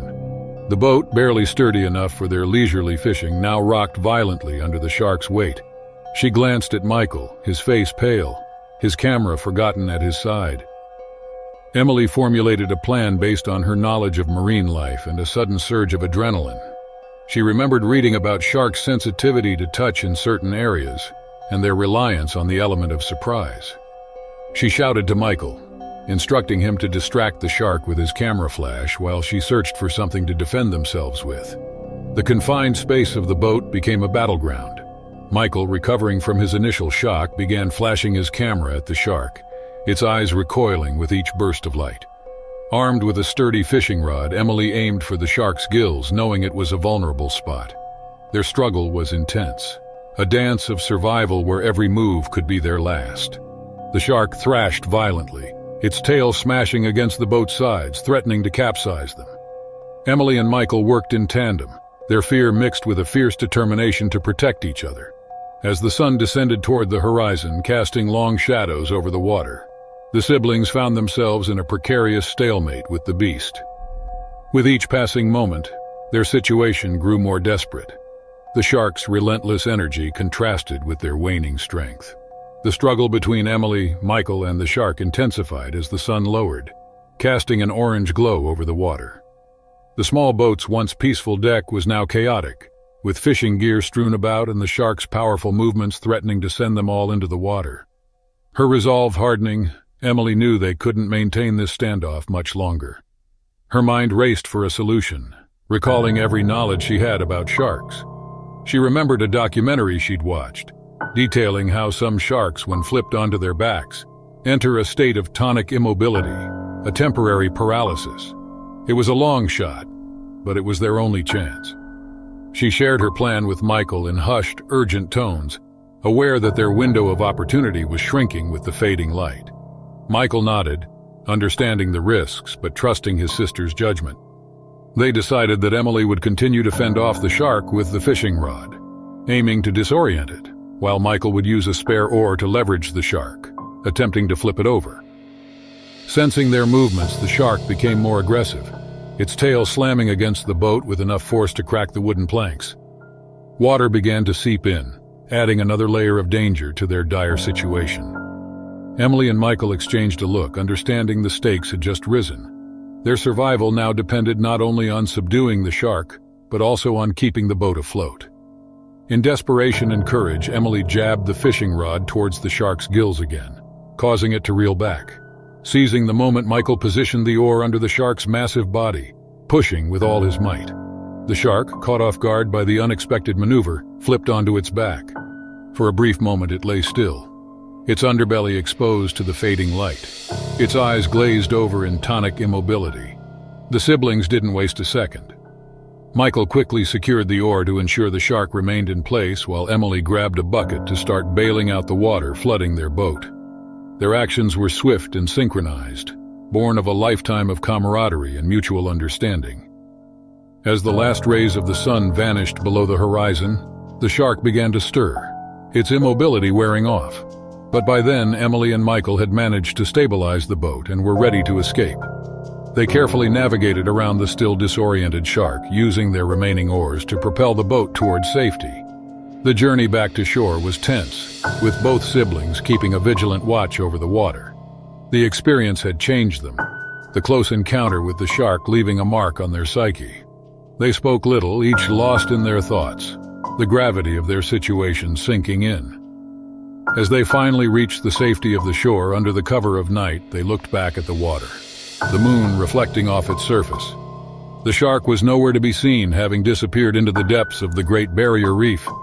The siblings shared a relieved embrace, thankful for their escape but forever altered by the ordeal.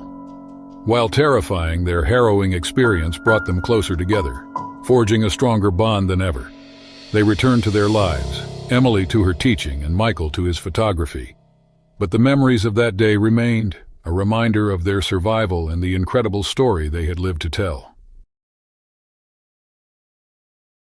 The allure of Verdant Island off the coast of San Francisco had beckoned many since early 1995.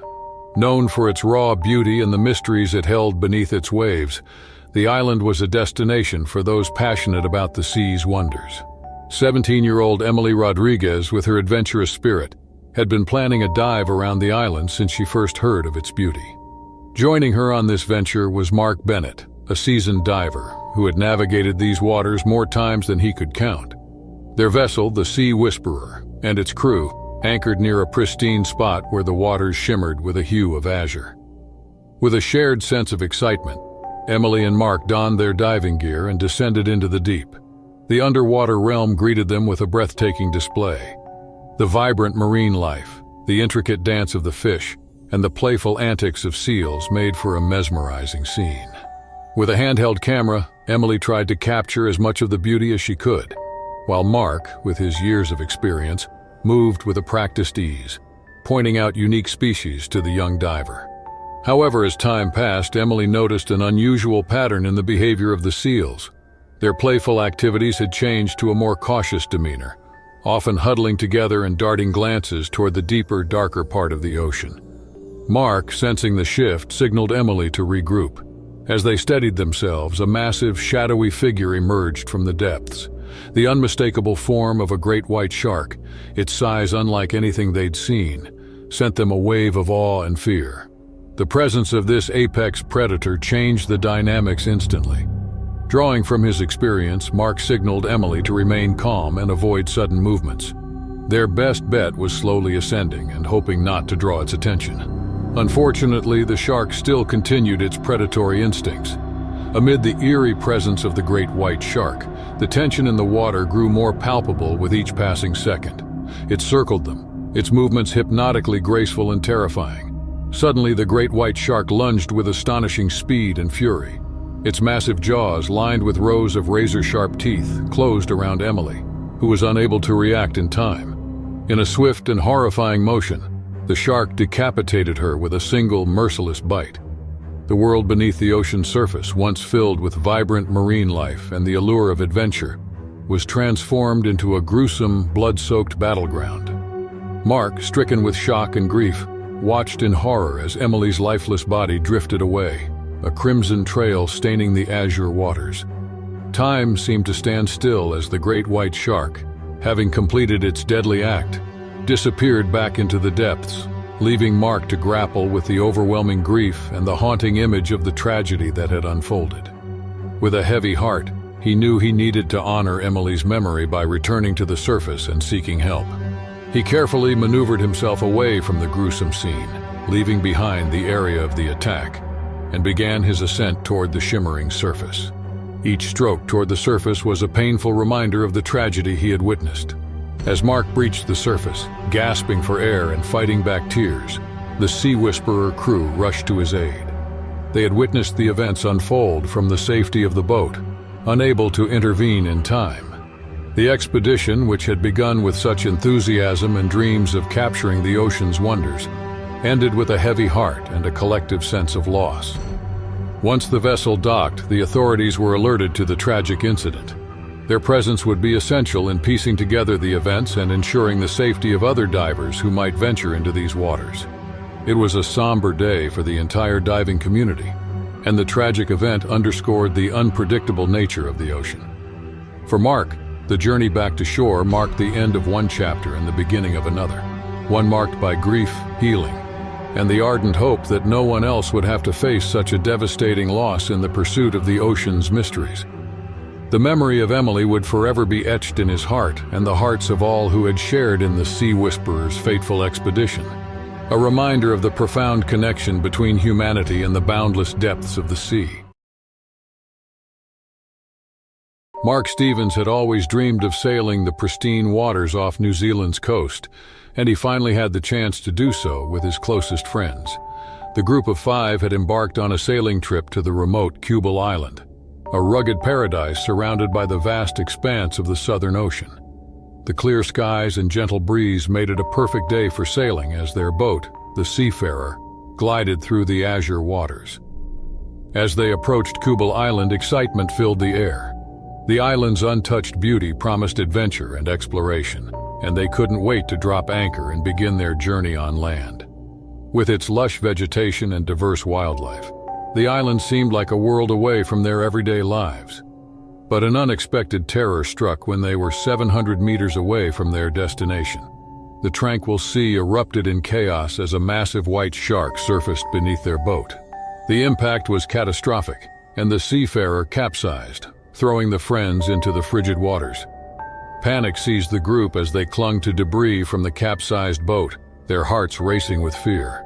The shark's eyes fixed on them circled ominously. The 5 friends realized they were in a life-or-death situation, their fight for survival beginning in the unforgiving waters of the Southern Ocean. Desperation fueled their actions as they collectively worked to move the shark away from their makeshift refuge. With frantic gestures and sudden movements, they attempted to deter the predator, using every ounce of their strength to keep it at bay. The shark was relentless, its immense power a stark reminder of their vulnerability in this hostile environment. Amidst the chaos, Billy Chris retrieved her waterproof phone and dialed the Coastal Guard helpline. Her voice trembled as she pleaded for help, providing their coordinates and describing their dire situation. The operator assured her that help was coming, but the wait felt interminable as the shark continued to circle. The group's collective efforts began to take a toll on their strength, and exhaustion set in. They knew they needed to make it to the safety of Kubel Island, their only hope of escape from the relentless predator. With grim determination, they began the arduous swim toward the island, their eyes constantly scanning the water for any sign of the shark's return. The journey to the island was a grueling test of endurance. The icy waters sapped their energy, and the fear of the great white shark's presence hung over them like a dark cloud. Despite their exhaustion and anxiety, they pushed forward, their hearts set on reaching the refuge of solid ground. Hours passed, and the shoreline of Kubel Island drew nearer. Their strength waned, but the determination to survive propelled them forward. They finally felt the solid sand beneath their feet as they staggered ashore, their relief palpable. Perhaps the great white shark had lost interest because it disappeared into the ocean's depths. The friends collapsed onto the beach, their bodies trembling and their clothes soaked. They were battered and bruised, but they were alive. The call to the Coastal Guard had borne fruit, and a rescue team was dispatched to their location. They huddled together on the shore, waiting anxiously for the arrival of their rescuers.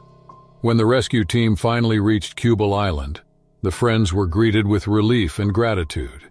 They were transported back to safety, leaving behind the treacherous waters that had threatened to claim their lives.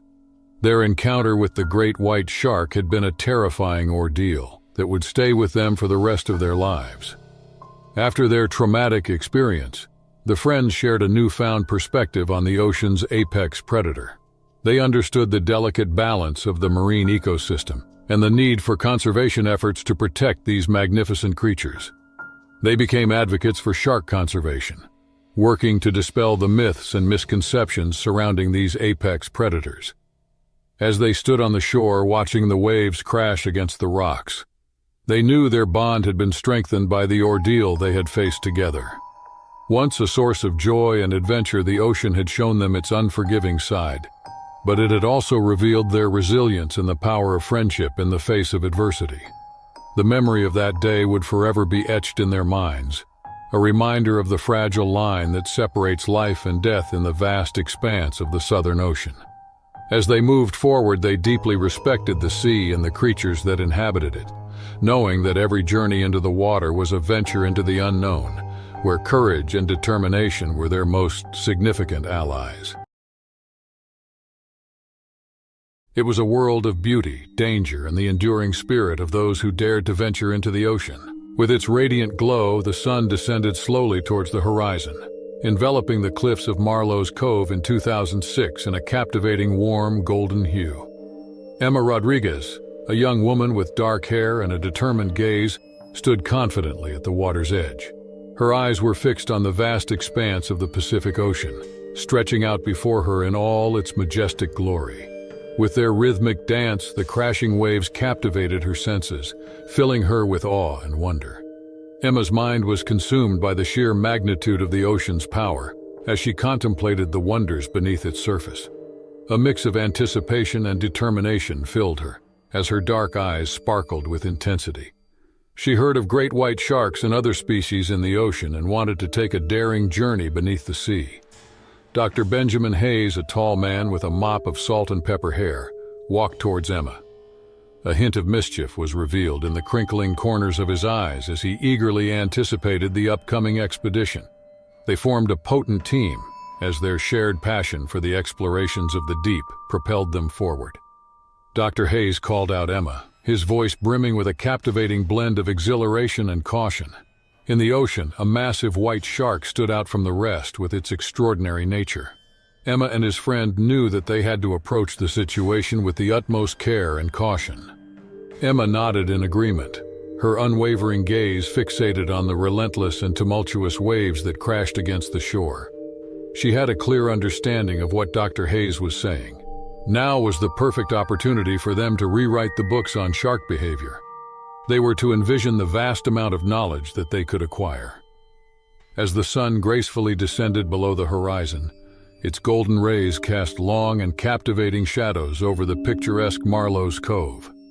Emma and Dr. Hayes confidently stepped aboard the research vessel with a sense of purpose and anticipation, their every move guided by the experienced and knowledgeable Captain Robert Thornton. Sarah Williams, who was not only Emma's best friend, but also an accomplished underwater photographer, eagerly boarded the vessel, fully prepared to document every moment of their thrilling journey beneath the waves. The expedition unfolded, and weeks gradually transformed into months as time passed. The crew bravely faced and navigated through treacherous storms that put their mettle to the ultimate test. Each night was filled with suspense as the looming presence of the sharks lurked menacingly beneath the surface, adding an extra layer of tension to their already difficult journey. With every sighting, they grew closer to exploring the wonders that surrounded the sharks. On a fine morning when the heavy fog enveloped the water, Emma's keen eyes caught sight of a colossal shape gracefully gliding beneath the waves. Feeling her heart racing with anticipation, she eagerly motioned for Dr. Hayes to join her. As they gazed through the ethereal mist, a sense of awe washed over them, captivated by the sight of a vast shark effortlessly gliding through the water. It was a mesmerizing display, a testament to this magnificent creature's power and grace. The following days seemed to pass in a blur as she caught up in a whirlwind of adrenaline-fueled encounters. They witnessed breaches that sent water cascading down like a majestic waterfall, marveling at nature's forces' sheer power and beauty.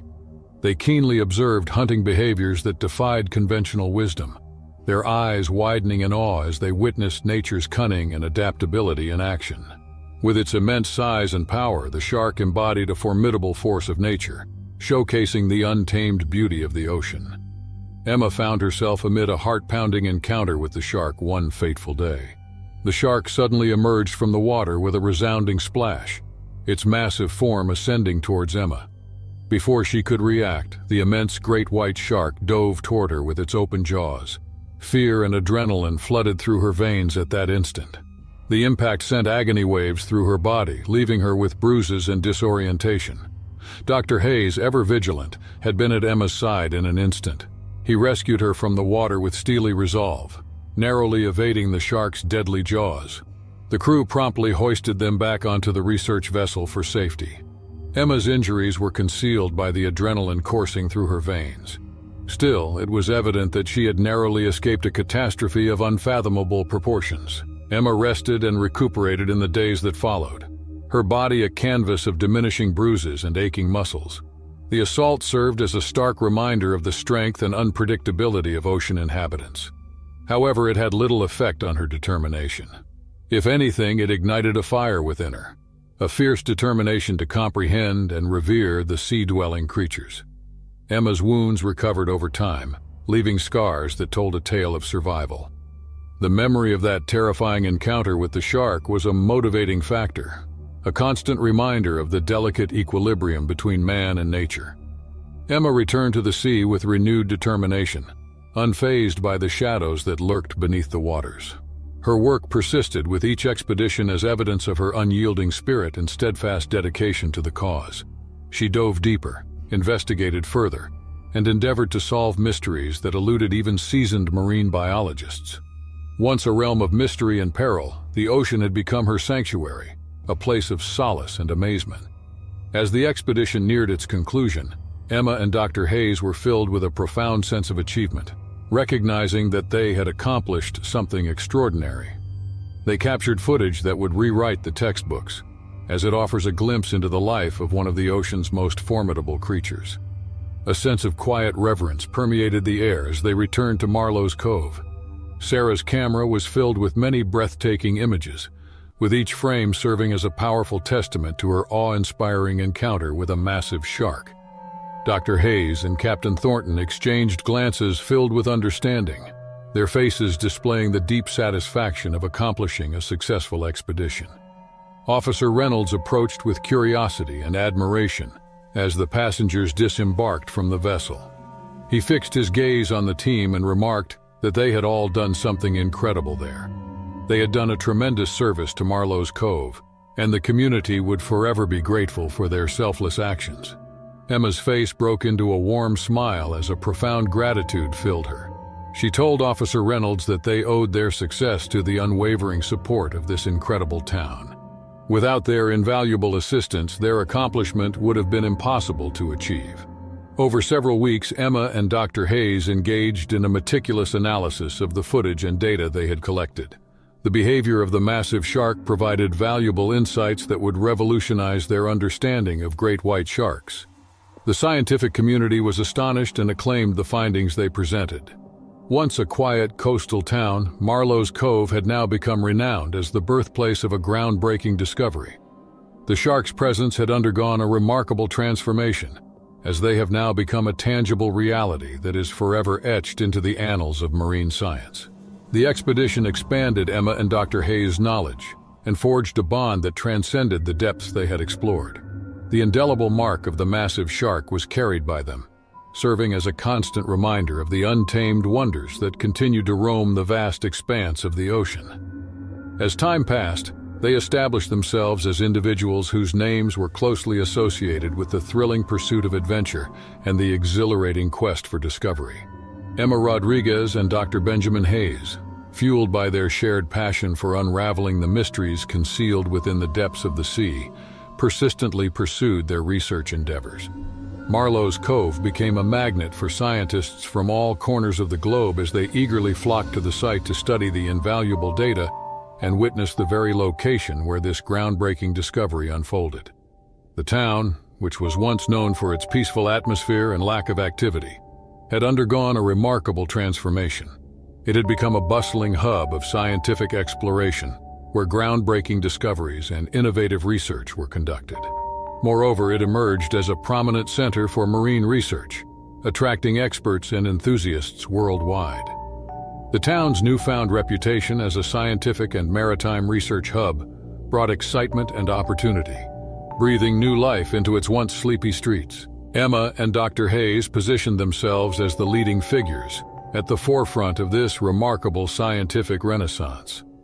They received invitations to conferences and symposiums and actively participated by sharing their valuable findings and insights with their fellow researchers.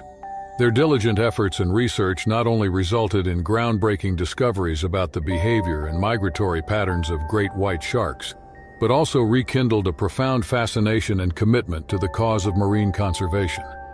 Emma and Dr. Hayes, in addition to engaging in their scientific pursuits, actively assumed the role of passionate advocates, dedicating themselves to the noble cause of safeguarding the precious oceans of our planet. They tirelessly worked to raise awareness about preserving marine ecosystems and the delicate balance beneath the waves. However, while receiving accolades and recognition, Emma and Dr. Hayes managed to maintain their unwavering passion for the sea. They continued their exploration of the oceans, eagerly embarking on exciting new expeditions to study a myriad of elusive marine creatures. They always approached their work with the same reverence and wonder that had fueled their first encounter with a massive shark and other species, as each adventure brought challenges and discoveries. Yuki Tanaka had always been drawn to the sea. Growing up in Japan, she developed a deep love for the ocean. When the opportunity arose for a surfing trip with her friends in the picturesque waters of California, Yuki couldn't have been more excited. The clear blue skies and gentle waves welcomed her as she paddled out into the tranquil ocean, the salty breeze brushing against her sun-kissed skin. The day was perfect for surfing, and Yuki felt an exhilarating rush as she caught her first wave. The laughter of her friends echoed in the background as they rode the waves together. The sea had always been a source of joy and serenity for Yuki, where she felt completely at home. But on that fateful day, the idyllic scene was shattered by a sudden and terrifying intrusion. Yuki felt a powerful jolt beneath her surfboard, and she was propelled into the water before she could react. Panic coursed through her veins as she struggled to resurface, disoriented and gasping for air. As she broke through the surface, she realized with horror that a massive great white shark had attacked her. The beast's cold, unfeeling eyes locked onto Yuki, and she could see the rows of sharp teeth glistening in the sunlight. Fear gripped her heart as she desperately tried to swim back to her surfboard. The shark circled her, its powerful form moving with grace and precision. Yuki knew she was in a battle for her life. Frantic and terrified, Yuki lashed out at the shark, kicking and flailing her arms desperately trying to ward off the predator. The water churned around her as she fought to keep the shark at bay, her adrenaline-fueled movements echoing the primal struggle for survival. On the shore, Yuki's friends had noticed the commotion in the water. Panic spread among them as they realized their friend was in grave danger. They rushed into action without hesitation, waving their arms and shouting for help. Beachgoers nearby joined the effort, some grabbing surfboards and paddling toward the tumultuous scene. The collective efforts of those on the shore seemed to distract the great white shark momentarily. It turned its attention toward the approaching surfers, its massive dorsal fins slicing through the water. This brief respite allowed Yuki to regain some control. With every ounce of strength she possessed, she swam toward her surfboard, which had drifted a short distance away. As she reached her surfboard and pulled herself onto it, she couldn't help but look fearful at the shark, which continued to circle nearby. Yuki's heart pounded as she clung to the board, her eyes never leaving the menacing predator. The surfers who had rushed to Yuki's aid arrived in time, forming a protective circle around her with their boards. The beachgoers on the shore continued to shout and wave, drawing the attention of lifeguards, who quickly sped toward the scene on jet skis. The great white shark, faced with the combined efforts of the surfers and the approaching lifeguards, finally decided to abandon its pursuit. With a powerful stroke of its tail, it disappeared into the ocean's depths, leaving behind a trail of churning water. Yuki was shaken but alive, her body trembling with fear and relief. She was helped back to the shore by her friends and the surfers who had come to her rescue. The beachgoers who had witnessed the encounter applauded their heroism, grateful that the outcome had not been tragic. The incident left an indelible mark on Yuki. Once a place of wonder and solace, the ocean now held a new perspective for her.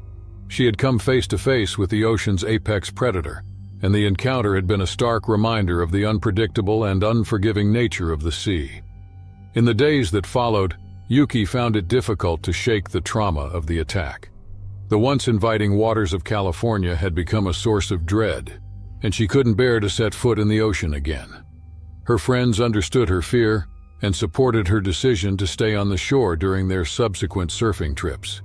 Instead of the waves, Yuki turned her attention to marine conservation efforts. She began to educate herself about sharks and their role in the ecosystem, realizing that the great white shark was not a mindless monster, but a vital part of the ocean's delicate balance. She joined local conservation organizations and started advocating for the protection of these apex predators. Time passed, and Yuki's fear gradually gave way to a deep respect for the ocean and its inhabitants. She channeled her passion and knowledge into raising awareness about the importance of preserving marine life. Her journey from victim to advocate inspired others to see sharks in a new light, not as mere threats, but as creatures worthy of protection. As Yuki stood on the shores of California watching the waves roll in, she knew that her encounter with the great white shark had profoundly changed her life. She had found a purpose beyond riding the waves, a mission to protect the ocean that had once terrified and enchanted her. With all its mysteries and dangers, the sea had become a source of inspiration and a reminder that even in the face of fear, one could find the courage to make a difference.